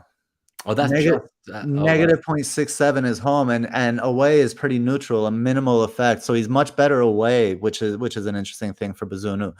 Man United NetxG 1.6, Southampton 0.43. FDR says 2.2 for United and negative 1.9 for Southampton.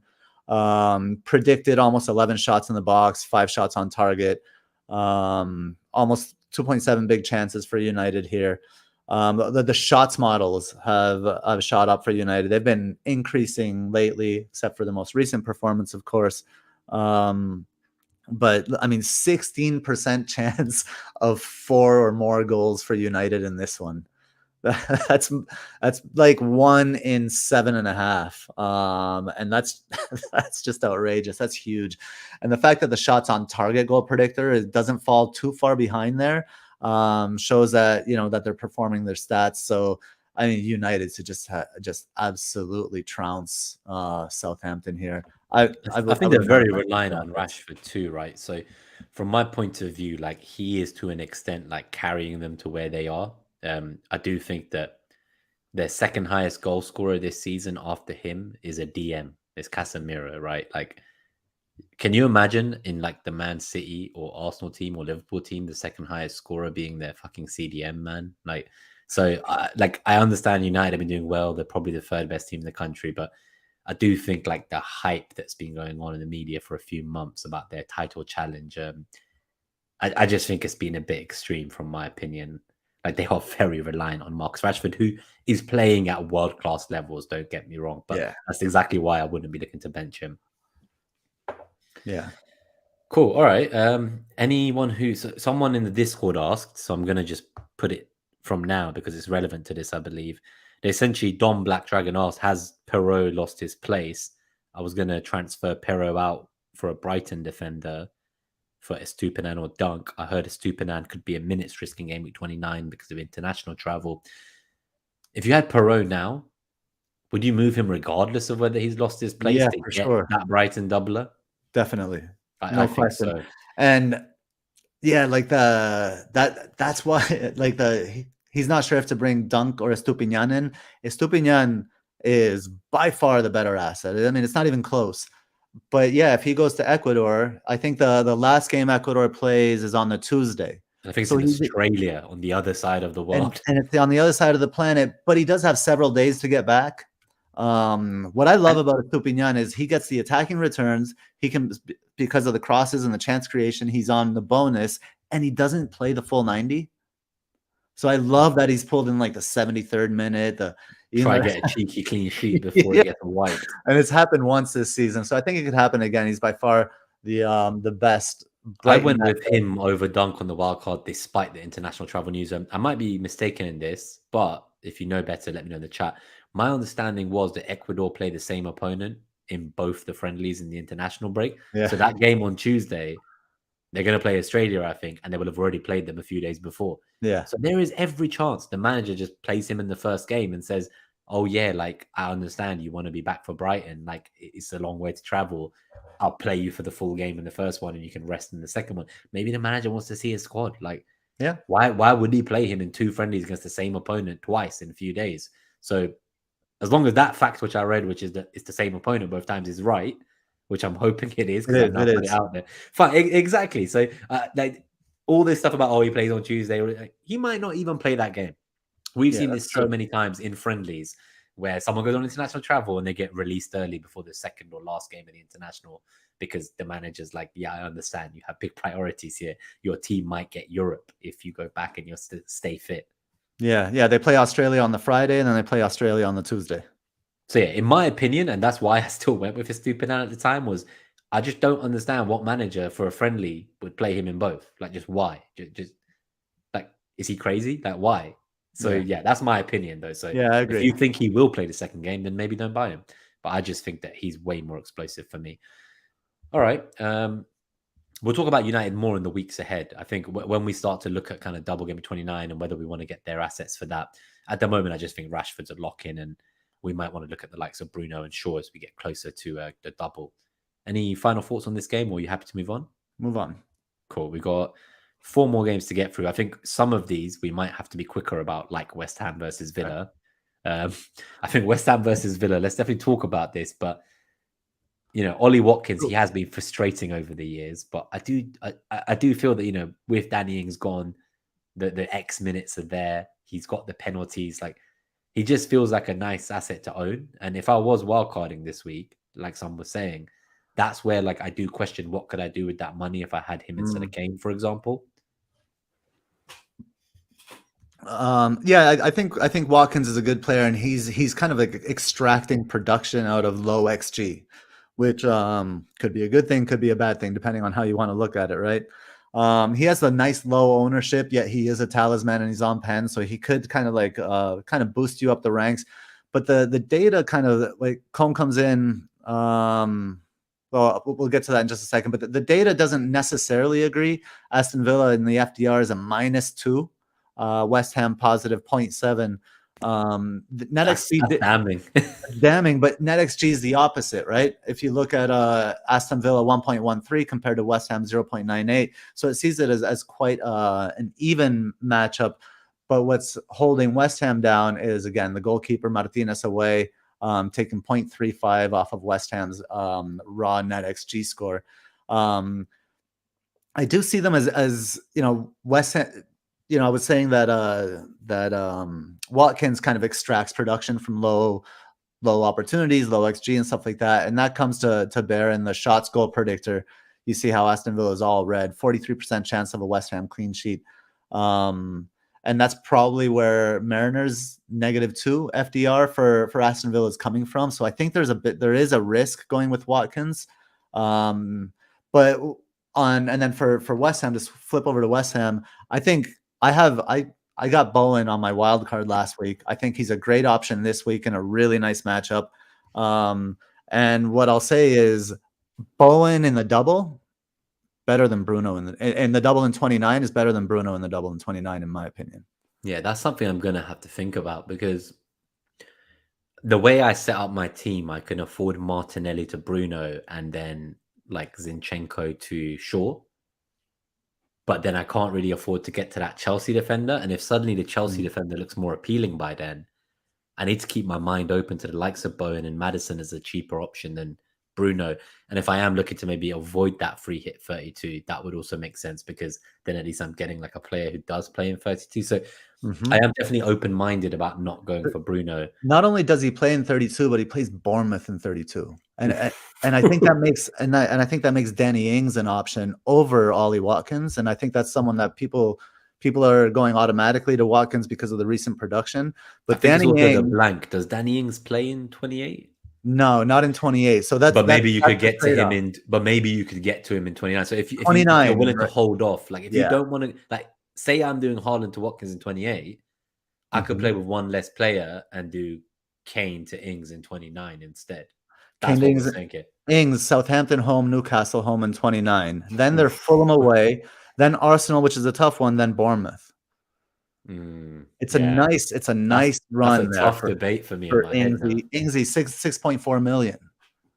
Really nice value and not being talked about enough, in my opinion. And it says, so Travis says Ings is being rested today in Cyprus as well. Saving them for the league because they don't want to get relegated. Now, the reason that kind of worries me is that I was going to roll this week, which means I'll have 2 next week and I'll have to use one. And I can't obviously buy Ings if he doesn't play. And I wanted to have 2 in 29, which is I was only going to use one of the 2 that I roll. Maybe I might make a transfer this week yet and then roll next week instead. Yeah, maybe this is something I'm open-minded to, because if I can't get to Bowen, Ings does feel like I've actually been looking at Ings for a few weeks now. I do think he is kind of pretty much going to be that nailed-on striker for West Ham. Obviously, I think Fella was in the chat and Claire as well. Like, let us know if anyone here thinks that, you know, Ings is any risk apart from the glass hamstrings. Apart from that, do you see any X minutes threats apart from that? So the other thing is Villa's defense, right? I'm looking at up where I had some Villa defensive information here. While you do that, Claire just says West Ham versus Villa head-to-head. The last time Villa won in the Premier League against West Ham was in 2015. Villa have lost the last 5 matches. Wow. So a bit of a bogey team for Villa, I guess. Yeah, and Villa are away, and I think they have the highest or the second highest XGC in the past 6 or something like that. Villa's defense has not been good. They've been really leaky. So I think both Bowen on my bench boost. I'm excited for Bowen on my bench boost against Villa. I think he's going to come away with something, and I'll probably. We'll see. We'll see how I manage 28, but Bowen will probably be in my squad for 29 as well.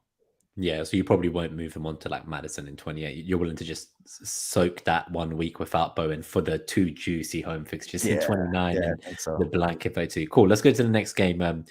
As it sounds like no one's going to necessarily be buying these assets yet this week, but if you were wildcarding, that is an interesting thought to maybe go for Ings over Watkins or Bowen over someone like Maddison. Those are both interesting shouts.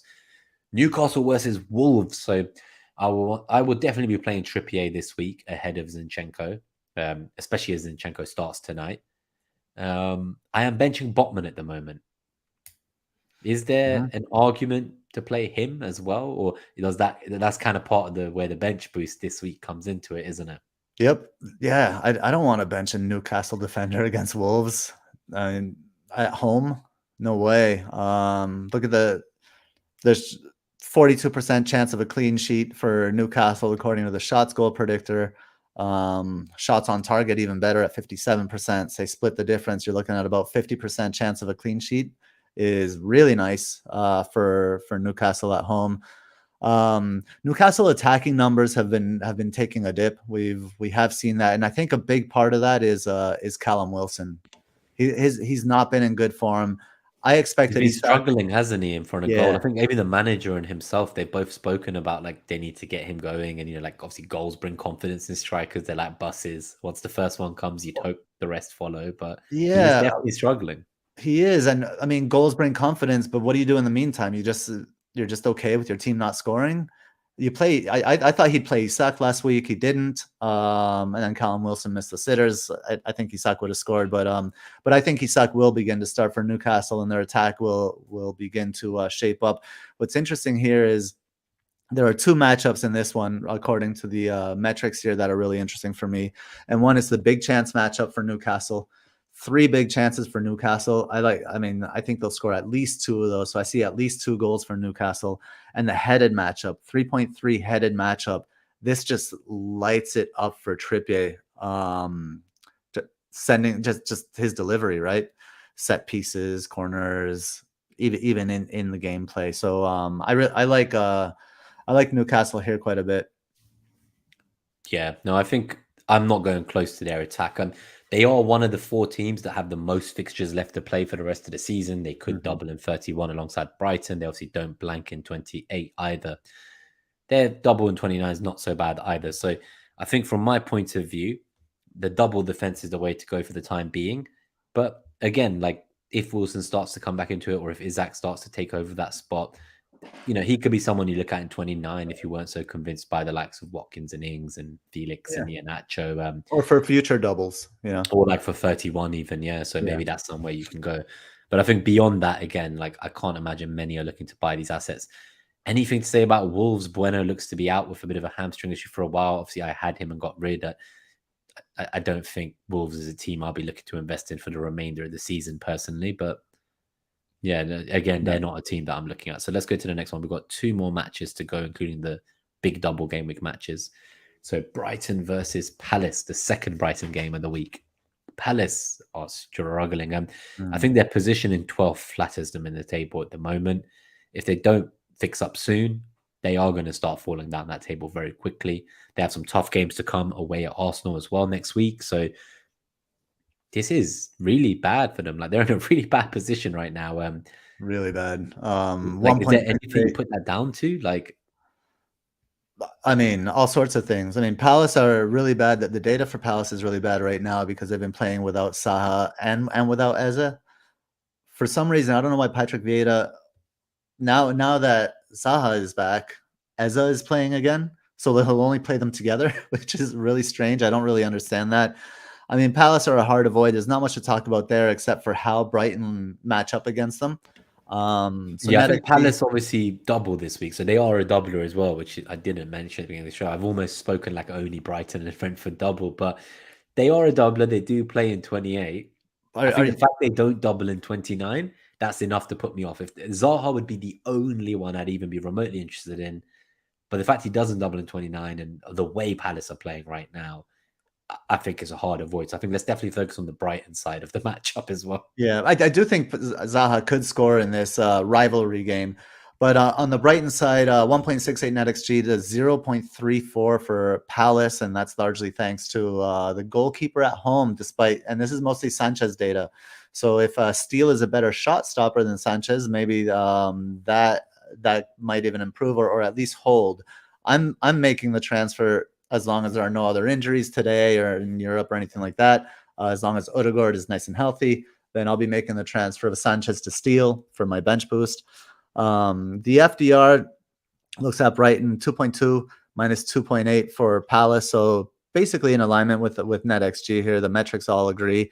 Nothing to shout out regarding zonal matchups. Brighton, these stats are so predicted 2.7 big chances for Brighton, 5.4 shots on target, and 10 shots in the box. If we're looking at the 3 and then that's also supported by the shots and shots on target goal predictors here, with a 10% chance of 4 or more goals for Brighton. So if we break this down, just compare that for a moment to the 10% chance of 3 or more goals for Spurs against Forest, like at home. Like that is shocking. It shows you where both teams are at from a production point of view. And Like you wouldn't expect to see 10% for 3 or more goals for Spurs at home to Forest. Like, so yeah, definitely I think Brighton are in a very good place at the moment. Very good place. And for comparison, 17% chance of 3 goals for Brighton, 27% chance of 3 or more goals for Brighton. So if we see goals in here for Brighton at home in a rivalry game, I do think Palace can score though. I am a little bit worried about Zaha, but if you look at the big chances lately, the past 3 game weeks, I think it's Alexis McAllister that has dominated the big chances. So out of the 3 predicted, I would expect at least 2 to land to McAllister. The shots on target, say there's 5. If you kind of split them up evenly, 2-2-1 or 1-2-2 amongst the 3 mids, right? You expect Matoma to score his, you expect McAllister to score his, and unsure about March. And then there's 10 shots in the box, and that's where really March could like come away with like a couple shots in the box on the weak side with like nobody around him and little breakaway. So I think that's where you're really looking for positivity or for some hope for March here. But that's why you don't make the March to McAllister move as your transfer this week, for example. Like I've made my bed. I just have to hope that it works out for him this week. But yeah, I think if you were wildcarding this week, I would still be looking at the Matoma McAllister pair, despite both the matches this week maybe looking good for him. I know you said he plays against Stroik in the Leeds match. Yeah. This game, it sounds like he might find some space too. So it does seem good for March on paper, but I think that's just more of a consolation for those who already own rather than like a let's go buy him because the data supports it. And it's a decent one, I think. Honestly, I think it's probable that March gets a return at least in one of these games for sure. So I wouldn't discount it. So just a quick question here from the NYTG: March or McAllister, who passes the eye test and tops the stats? I think maybe we come back to that one in the captaincy metric because it is going to probably be very populated with Brighton mids, and I think that will give us an idea of where they're at. Let's go to the last game of the week, and then we'll do the FDR and NetxG summaries of the matchups and straight on to captaincy. Cool. So the last game of the week, Southampton at home versus Brentford. So Southampton are the other doublers. Again, I didn't mention them, just like I didn't mention bloody Palace. I know some people went with Ward-Prowse last week on Wildcard to bench boost him this week, hoping for that penalty goal or a free kick goal or something along those lines. The data, this game does seem to be the better game for Brentford. The first game was not like as kind of chalk and cheese. Like this is definitely 2.1 NetxG for Brentford away from home to 0.89 for Southampton. I think if there was going to be a clean sheet for Brentford, this might be the game too. Southampton are really in a tough place. They're in a really difficult situation right now, I think. Is there this might a lot of it is obviously Bazunu. Like honestly, I'm telling you, like I thought like I'd been watching him. Like I'd been watching him and I saw someone say, oh, I thought he's a good goalkeeper. And I was naive enough to think he looked okay at times. But I realized it's because he cost 4 million in fan team and he was just like my budget second goalkeeper. So I never really looked into him much. And when I saw that XG prevented this season in the Premier League by goalkeepers, and he was down there in the like bottom 5. And the reason I saw this graphic, by the way, is because bloody Sanchez was there with him. And I was like, oh, so yeah, there was no clear sign Sanchez was going to be benched. But him and Bazunu are both down there as like the worst fucking shot stoppers in the league. De Gea's down there with them too, by the way, in that bottom 5 of XG prevented this season. So I do think United will be looking to get a goalkeeper soon. I think the recent 7-0 shellacking has something to do with that. But this is how bad Bazunu is, right? In the last 6 matches at home, his XG prevented is negative 6.3. In just 6 matches? In 6 matches. So he is basically giving up an extra XG with per game. That is painful. And that's why Tony with that 2.7 headed matchup, the 3.0 central matchup. I mean, this is the reason to captain Tony right here. So if you're going for Tony, this game is the one you're looking for the haul. Maybe it's the final farewell before a ban. Who knows? Who knows with him? My God, I hope he doesn't get a yellow in both games and is banned in 28. I guess it would make my moves in 28 easier. I don't think he can, right? So he can be banned for the 28 game right. though. The one where he doesn't blank in the blank game, it could be a blank if he gets a yellow in both these games. So what happens if he gets 2 yellows in one game? Oh, so that's a bit different. Like, I guess he would still miss this one game, but it would just be a 1 game ban. So he would then play. So he'd play the first game of this tournament. Sorry, this double game week. Miss the second game, but he'd be there for 28. But if he gets Would a he yellow though? in each, because I Because think his you 2 yellows would take him to 10, so he'd miss the next one, and then no, he'd get the ban on yeah. top of that, no? So I think technically I read that would count as a red. So it's actually better for him to get, Oh, okay. or maybe yes. It's just a very weird I situation. think Like, it's both. I think it counts as 2 yellows and a red. so but then would that mean he'd get the 2 game ban for the 10 I yellows think so. and then a 3rd game ban? Maybe. I need to look into that. Yeah, I thought it would count as a red card suspension as an override to the yellow card suspension. But then maybe like he'd then be on 9 yellows, and then the next yellow is still a 2 game ban.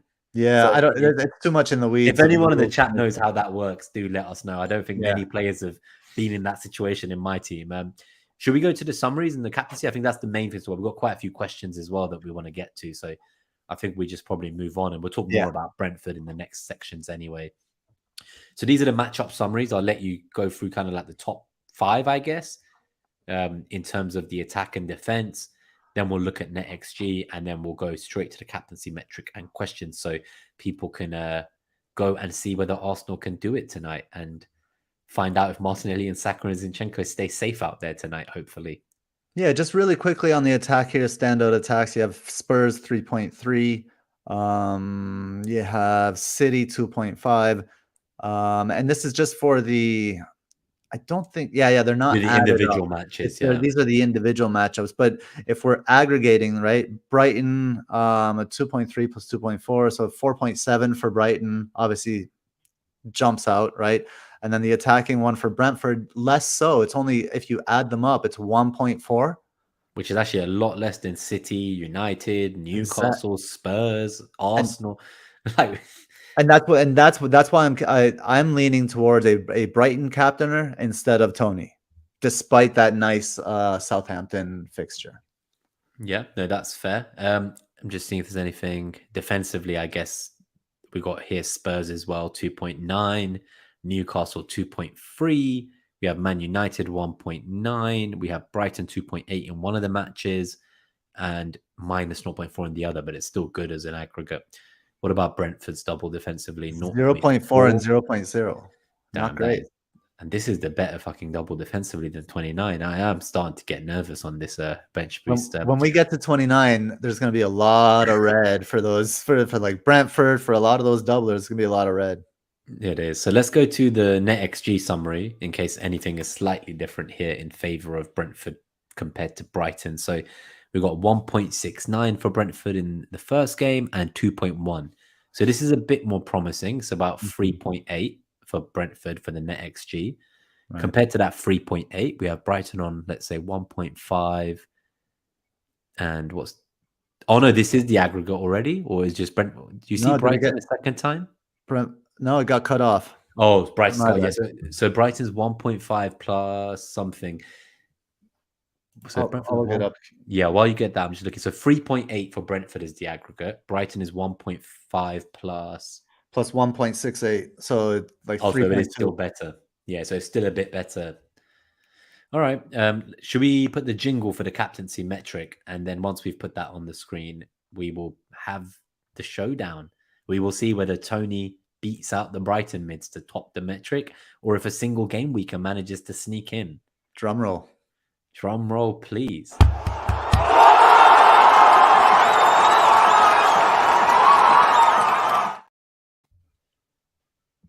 My boy. Yes, it is the man of the hour, Karu Mitoma. We have Dr. PhD dribbler, PhD in dribbling, 92 on the captaincy metric. We got in second behind him, Rashford, 88. Fernandez, 87. Kane, 86. Salah, 85. Saka, 84. Tony all the way down at 82. Haaland is still there at 77. He's like in the kind of the second gang following. Bowen, who you mentioned, has a quite tasty fixture that he's made it to the metric, 76. Darwin's there at 73. Martinelli and Odegaard on many benches this week also make it into the captaincy metric with 73 and 72. So the first thing that screams out to me is that March and McAllister aren't in the top 10. The next thing is that Rashford, Fernandes, Kane, Salah, Saka are all ahead of Tony. Haaland's the only one behind him from like a potential captain that I would be looking at this week. Yeah. That Mitoma metric is scary considering that, you know, he doesn't, like we've been saying, he's touching the hug line more. He doesn't get as many shots, all this stuff. But can you maybe break down to us what's going on? Like, how has Mitoma flown so high up? Is this just because of like Tony's returns is 61, his hauls is 2, and Mitoma's got, you know, 80 for his hauls? Does that play a big factor? Let's talk about Brighton a little bit first. The reason Mitoma's there is because he's consistently in good positions. There were a few game weeks when Estupiñán got a little bit forward and Mitoma was wide for a little bit. That will happen, of course. But this is why Mitoma is one of the 2 best picks there, is because he's always their danger guy. The agent of chaos is going to break the other team down, right? So Mitoma's it doesn't surprise me to see Mitoma top, because also the other 2, March and McAllister, they have like divided stats. So March, I think, did better when McAllister was playing deeper. And now that McAllister's at the 10, March isn't as effective. But McAllister only has 3 game weeks of data at the 10. I think if Mariner were to shorten this from the last 6 to the last 3, I think McAllister tops the metric. And that's something that I guess that's where you're probably leaning more towards with the extra route to points, with those penalties. He's almost playing like a second striker, right? Like when they get into the box, McAllister does seem to appear right in the center quite regularly. With that kind of new insight the last 3 games, despite the small sample size, I think if you had McAllister, you would probably, in your cases, you're saying, lean towards him over Mitoma for the captaincy. For someone like me who only has March and Mitoma, this makes one thing clear to me, which is that it's really between Mitoma and Tony for me. March is not someone I'm entertaining, despite those zonals that might favor him and the weaker fullbacks he's playing. So that's my shout. What do people in the chat think? Let us know who you're captaining as well while we chat. Yeah, and I think, Nima, the question for you is, are you going to finally be loyal to the metric again, or are you going to keep going rogue and hovering around 600k because of your rogue shouts? I wish it was 600k. The wildcard set me back to like 800 or 900. That was probably the worst wildcard in the 10 years I've ever played. I'm hoping, obviously, too soon to judge, brother. Yeah, that's what I was gonna say. I'm hoping the whole kind of wildcard isn't for 1 week and like that is between. I've definitely lost the points. Don't get me wrong. Like I regret that 100%, but I can only hope to claw some of it back now and I get back into it. I'm less angry that I wildcarded and I'm more angry that I benched Mitoma for March. If I had got that call right, I don't think I'd be so bitter about the wildcard. So it's actually the benching I'm angry at rather than the wildcard itself. And as you should be. You had a lot of wildcard, I'm still happy with that Mitoma over March. So why did you go March over Mitoma? And this is where I was saying about the noise and the influence. So I had Mitoma in the team, on the bus team the whole week. I bought Mitoma for a fucking -8, like in game week 23 early, even though they were blanking 25. Like, had I not wildcarded, Mitoma would be the one I start because he'd be the only one I owned, right?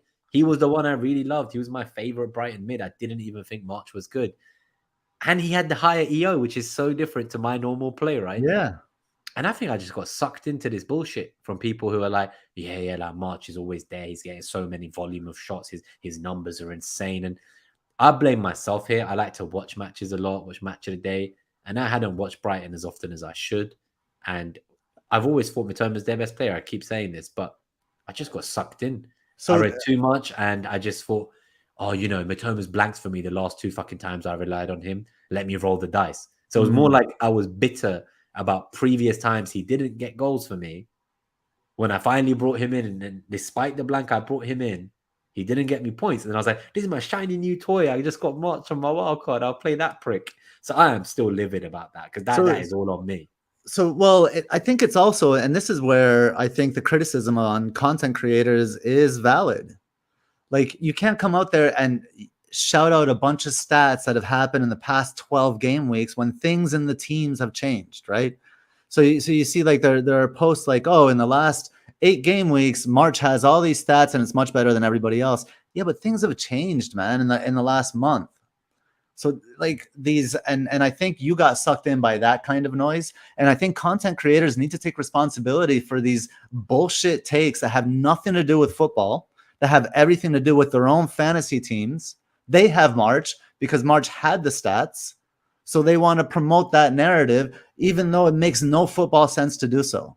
Or they'll just ignore the football altogether and just say stats, like these random stats in the wind, as if they're not connected to any kind of reality. Hey, what's up? Mariners, hello from Hamburg, just in time for my little rant here. He's missed the rant at the beginning, the first 15 minutes. Yeah, there's more, Mariner. So this is where I think content creators really need to step up and take responsibility for promoting these narratives that are just not founded in reality, that are only founded in their own teams. I've seen it a lot recently. So obviously I haven't written for a few seasons, but when I first started out, before we obviously did YouTube and stuff together, I used to write the transfer trends article at Hub, and I'd look at the top transfers in and out each week and compare the positions, and it was something I really enjoyed. And I can comfortably be honest with you guys and now say that it is so easy that if you've already got what you want to write in your head, to find the data to support whatever conclusion you're going to reach. Like, you can literally just look at whatever period of weeks supports whatever case you're putting forward. And I'm saying this from a position of like just being candid and honest. And I think I should have known better as someone who's written before in this scenario that you could literally prove any point you fucking want by just pulling up a stat that supports it. And I'm going to go back to watching more games again, because that was one of the things I loved about FPL. It made me interested in watching games I wouldn't normally watch, seeing assets in those fixtures. I used to buy players if their stats were shit just because I thought they looked good in a game. And I have not been doing that enough this season. And that's something that, again, I'm going to learn from this year and try and just enjoy the game more and do some more maverick moves. But at the moment, I do have March as it stands. I'm personally not going to captain my Brighton midfielder, I don't think. So I'm just happy they both play and I don't have to bench one of March or Mitoma. And hopefully I get points from fucking one of them or both of them. But Tony, for me, I guess the case I want to make here is I just feel that he's kind of like playing on thin ice. Like, I don't know how much longer he's going to play before he can't play for like a while. Borrowed time. Yeah, it's almost like this is his chance to like get as high up in this golden boot race as he can before he potentially doesn't play again for the rest of the season. The penalties definitely do make me want him. So I think where you've got McAllister and he is the penalty taker, and if you look at the last three, he would probably be higher up here. I think for you, it's a much harder decision because then you're looking at two penalty takers against each other. Right. And Brentford's kind of numbers, when we looked at the FDR and NetxG across the two games, they're not as good as they are for Brighton. So I think if I did own McAllister in this scenario, that would be a much tougher captaincy call for me. But because I'm still a bit burnt by Mitoma, and I know like by not captaining him, it's not going to hurt me. I'm still going to gain something. Yeah. I just feel like Tony's like going back to my roots, probably going to be the highest EO.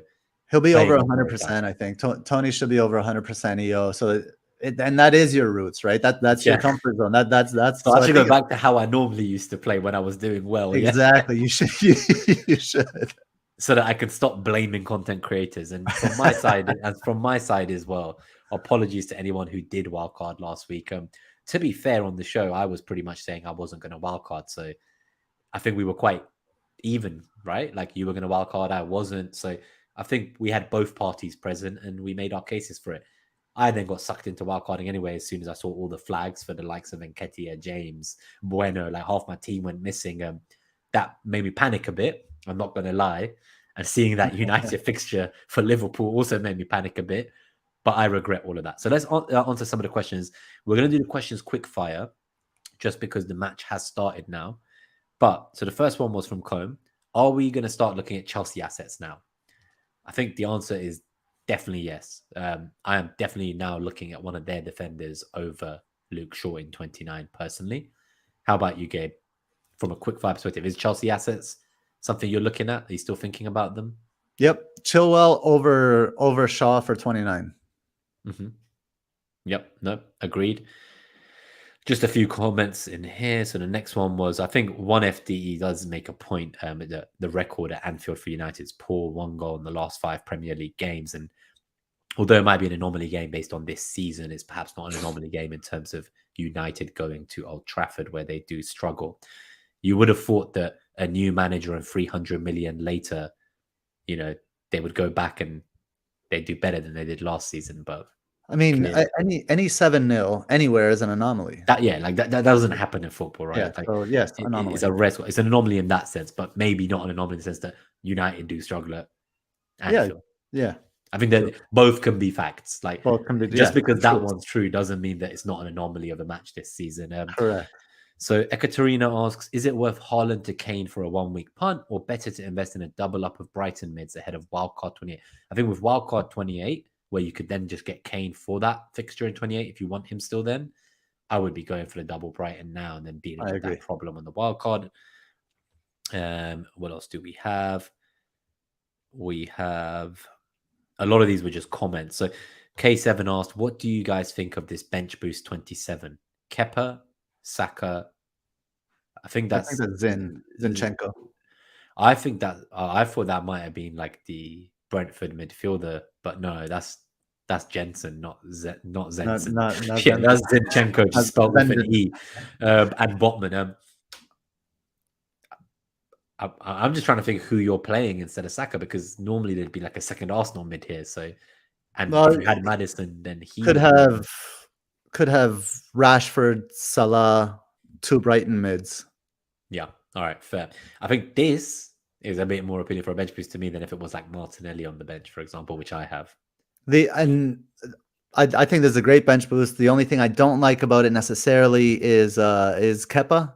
With a single, I like my goalkeepers to have 2 game weeks because any goal can happen for any reason. We saw Billing get one early against Arsenal, right? So, and that's why I went for the Brighton goalkeeper. But that being said, I think that's a fine bench boost. Yeah, no, I agree. So Popo says Salah will be his captain in Double Gameweek 29 against City and Chelsea. That's not a question. I just thought I'd put it up there to show how refreshing it is that people are just playing their own game. Yep. Akib had asked, I'm going to throw March and bring in McAllister. Should I do it?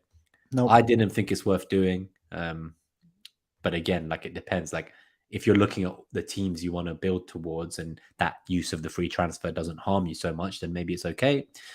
Mike also asked about what's the thoughts of bench boost 27 for those who wildcarded 26. Huge benching headache this week. Slightly better fixtures this week, but not as many doubles. I mean, this has been like one of the common themes of the show, and it is, of course, very team dependent. I know that's a very easy thing to say, but I just don't like the players I have in 29 for a bench boost. But I'm going to stick with it because I have the likes of Warden, in my team right now, and on that point of not as many doubles, there are more doubles in 29. It's true, but the only thing that matters is your bench. Just take your worst players, so your single game week players, or maybe your single game week players aren't even your worst players, but put your, like Henry, for example, will be a double game week player. That could be one of your worst players in 29. Put them on your bench and just compare benches. Do not compare your starting lineups. Just compare benches, and I think you'll see it is worth it. Nice. A few more. So William asked, what's a bad matchup for Haaland? Everton? ? Is there a bad matchup for Haaland? Yeah, I thought when we talked about it last week, I thought Newcastle was a bad matchup for Haaland. And Bruno Guimaraes was back, and I know Shaw was out, so there was like you win one battle, you lose the other. It kind of felt like no one was passing the ball to Haaland just on that match, because obviously we talk about the matchups ahead, not the match before. I did not think De Bruyne did very well that game, and I don't think anyone was looking to get the ball to Haaland in that fixture. He looked frustrated. Yeah, and I mean, in general, there shouldn't be a bad matchup for Haaland, but when there is, typically when you have a lone striker, it's a bad matchup if they're playing against 3 at the back, because then that one defender plays deep and there's not space to run into. So when they play 3 at the back, you want to play with 2 strikers, and that's why you've seen Gundogan push a little bit more forward. They're almost playing like a 4-2. They're not a 4 at the back, but like a 2 midfield and a 4 up front. So yeah, I guess that's all I'll say. Cool. So we have one FDE asks, is it really a good idea to bench boost 29 as many of the wildcard players play each other? That's also another kind of valid point to add to this. It's not just that there are doubles, it's that you got like attackers playing your defenders in those extra fixtures. And that's one worth thinking about as well. I'm still going to bench boost that week, but I'm going to be flexible. I think when we spoke a few weeks ago, I told you about like remaining flexible and how that served me well last season. If I come out of the international break and my team is not looking great, I may consider a free hit instead to get the ideal 11 for the double. rather than the bench boost and just bench boost in another random week. So that's something I'm Yeah. going to keep open and on the table. I don't want to just fully be wedded to this bench boost and then not be open to the information that comes to us over the coming weeks in the international break. So that's something to bear in mind. If you think your team is better for bench boost this week, go for it. Yeah. I think a lot of people have gone into 29 automatically because it's the biggest double game week, but I think it's not necessarily the best. Now, if you're wildcard in 28 to bench boost 29, maybe that's a bit more exciting. There is still a 2-week break, but that could be quite exciting. Matthew Kane asks, Dunk or Estupinan? I think we covered this earlier. I think we both firmly on the Estupinan side, despite the travel to Australia. I just think his ceiling is much more. I like it's, if you don't know how to pronounce Estupinan, listen to the Planet FPL Clash of the Correspondents, and Sam, the correspondent, he said, "My stupid nan." My stupid nan. I've seen that one moving around here. My stupid nan. Okay. Oh, I love that. Cool. So the NYTG asks, is Maddison worth keeping? I think definitely, just because like it's an easy bench this week. This is a week where people are struggling to decide who to bench. You then have that fixture in 28, and I do like the double in 29. I think he's a hold for the time being. And then it's another one about, would you bring in McAllister for March? I think this is a tough one. I wouldn't. I just think if you don't think that one free transfer is going to change your plans between now and 32, then fine. But I'm just convinced there's going to be so many other things I'm trying to deal with and so many plans I have that I just can't justify that move personally. But if it works for your team, that's fine. Just seeing if there's anything else here. So a couple from the Discord before we get to Combs' question as well. So the ones I have from Discord. Message from Mariner while you look up those. Hit like if you haven't, please. And if you do like this stream, like it, share it. We appreciate it. Thank you. So Harbour Boy on Discord asked, if your team is full of Liverpool, Arsenal, Kane, Haaland, Trippier, who do you now drop for your Game Week 27 doublers? I don't think you can drop Liverpool, Kane, Haaland, or Trippier personally. So as reluctant as I am to say, if your Arsenal players are the likes of kind of Martinelli, who plays tonight, Zinchenko, who plays tonight, and then has to play on Sunday again, I just feel like through gritted teeth, I would still be benching them over the other players that he's mentioned personally. Is there anyone there you would bench instead? Kane, Liverpool, Haaland, Trippier? I just don't see how I could bench any of them ahead of like Gabriel, Zinchenko, or Martinelli. I would play like Gabriel, Zinchenko, or Martinelli. I might play Martinelli over it would be Liverpool or Kane or Haaland. Cody Gakpo. I guess that's the thing. When he says Liverpool, if it's Gakpo, that's a different story. I'm assuming Salah, like you've got the big boys, but right, if you've got Gakpo, maybe that changes things. If you've got Odegaard as well, obviously he's not on the bench tonight. There's a bit of an illness going around apparently, so that's one to monitor. Mm-hmm. There's a really quick one here from Com. Bournemouth versus Holland next 3 game weeks. I have Tony. It is a punt. I don't want to be doubling up on that. It's better than doubling up on the defense like I have, but I would not like. I would still prefer to get what we were saying earlier, like Brennan Johnson from Forest with those doubles in 29, or Danny Ings. Yeah. I guess it's just Danny Ings doesn't play in 28, but right. Of course. Does Brennan Johnson play in 28? Yes, he does. Right? Yeah. So and he has the good double in 29. Fine. And, these days, Spurs are an easy fixture, so I wouldn't be surprised if Brennan Johnson scores a goal to really bury that knife into poor Conte. We have a question from Salah the Samurai. I think that's William. 2 questions. I currently own Kane and Emerson Royale. Should I hold on to them with Forest, Southampton, and Everton in the next 3, even though they don't have any doubles? I think we would both agree that if you go back to the part where we talked about Spurs, obviously that Kane is probably a keep. Emerson Royale is a bit of a tougher one, right? With the Poro kind of rotation between them. And I don't really rate Spurs that much defensively. I would look to move on Emerson Royale, but maybe for a doubler in 29. I don't know if I'd be going like for the Chelsea player this week. Maybe you can go for a Chilwell early, but I would consider moving Emerson Royale on. He also owns Nacho and Maddison. Should he move Nacho onto Tony and another mid, like, for example, to Bowen or a Brighton mid? So he only has Mitoma. He's wondering whether he should do like Maddison to Mitoma. No, sorry, he's got Mitoma. So maybe Maddison to McAllister, Maddison to Bowen this week, or Nacho to Tony. He likes Brentford's double game week this week. He's not sure about their double in 29 versus Brighton and Man United. What are your thoughts there? Do you keep Iheanacho and Maddison this week, or do you move one or both of them on? I move them on. Yeah. For a doubler? So Tony would be the Iheanacho replacement, and obviously he doesn't blank. Bowen or a second Brighton mid would be the Maddison replacement.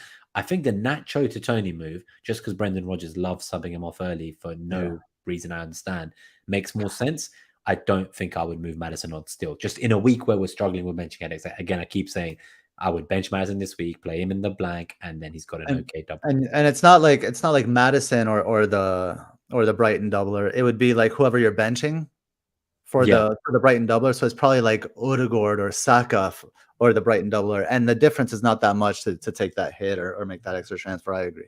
So Daddy Bot, Jonathan asks the question on everyone's lips, which Brighton mid if you can only get one, and do you captain him? I think we'd both say McAllister and captain him. McAllister and captain him. And there are still, I just came across another thread that continues to recommend March. These people are not seeing reality. They're seeing their team. They're seeing sunk cost fallacy. They're seeing that they've been recommending March and they can't change their minds. So don't get swayed by them. As I say, I only bought him because I couldn't afford McAllister. So like, I literally would not want him near my team. So Claire, the final question on Discord, and then there's one more question from FPL Popo we'll come to before we get out of here. Claire says, I've not done my transfer yet in case of the Leeds or Leicester games being called off for snow. She's going to wait as long as possible. She has Tim Ream on the bench at the moment home at Arsenal. She might do Ream to Estupinan, but then that leaves her with a benching headache if she makes that move.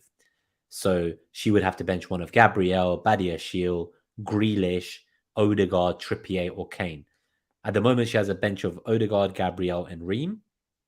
She's starting Trippier, Badiashile, Rico Henry, Mitoma, Grealish, Saka, Rashford, Johnson, Kane, Haaland. I like the Ream to Estupinan move.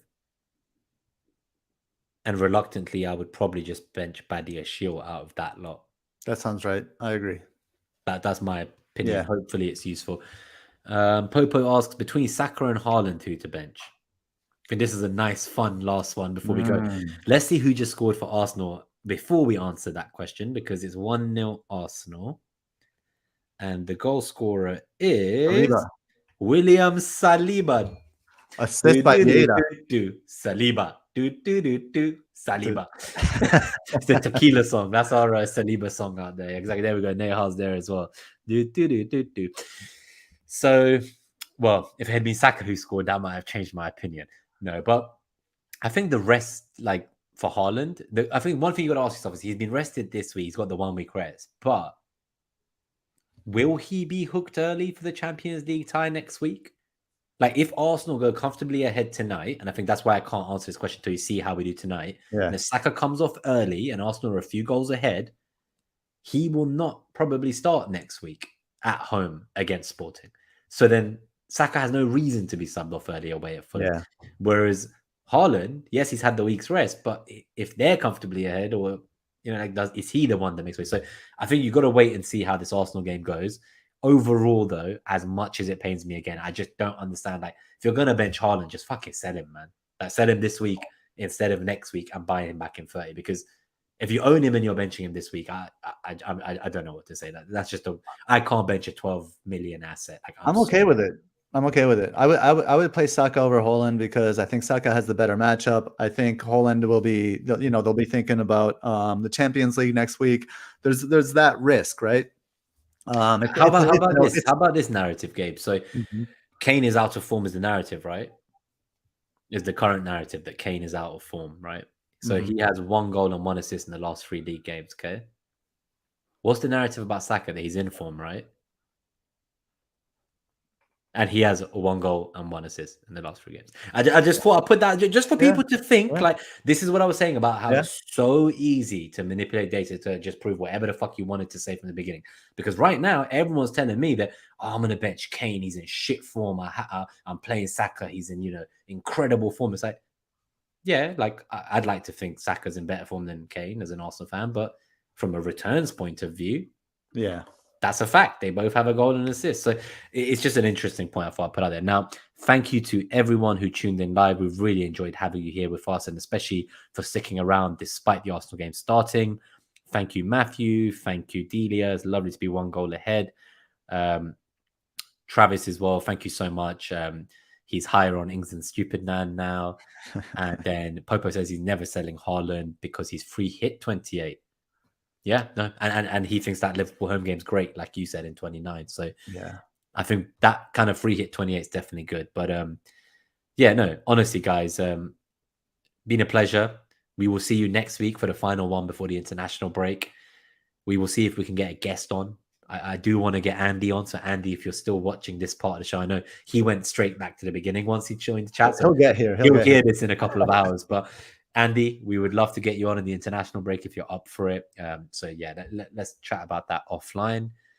If you've enjoyed the show, please hit that like. We will see you for the next episode next week. Quick thank you to some of the haulers as well. So Super Haulers on YouTube, Harbour Boy, Daddy Bot, Greenback Golf, Tahar and Robbie. We have our Patreons, Elron and Lucian. Then our haulers, William, Tusks, Catherine, Dom, Claire, FPL DG Boy, Akshay, C Hunt, Lindsay, Davindra Raj, Fancy Football Casuals, Tom Gorosh, Blonde, S. Scottism, FPL Teacher, Oscar Arias, Donny FPL, Mike Halpin, Kevin Rose, Podner, FPL Craig, Dread FPL, and new hauler, Salah the Samurai. So thank you all for all your support. As always, we will see you next time.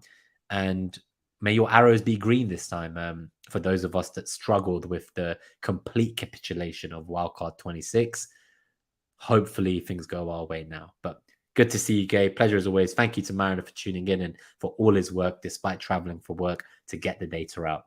We will see you soon. Peace. Peace.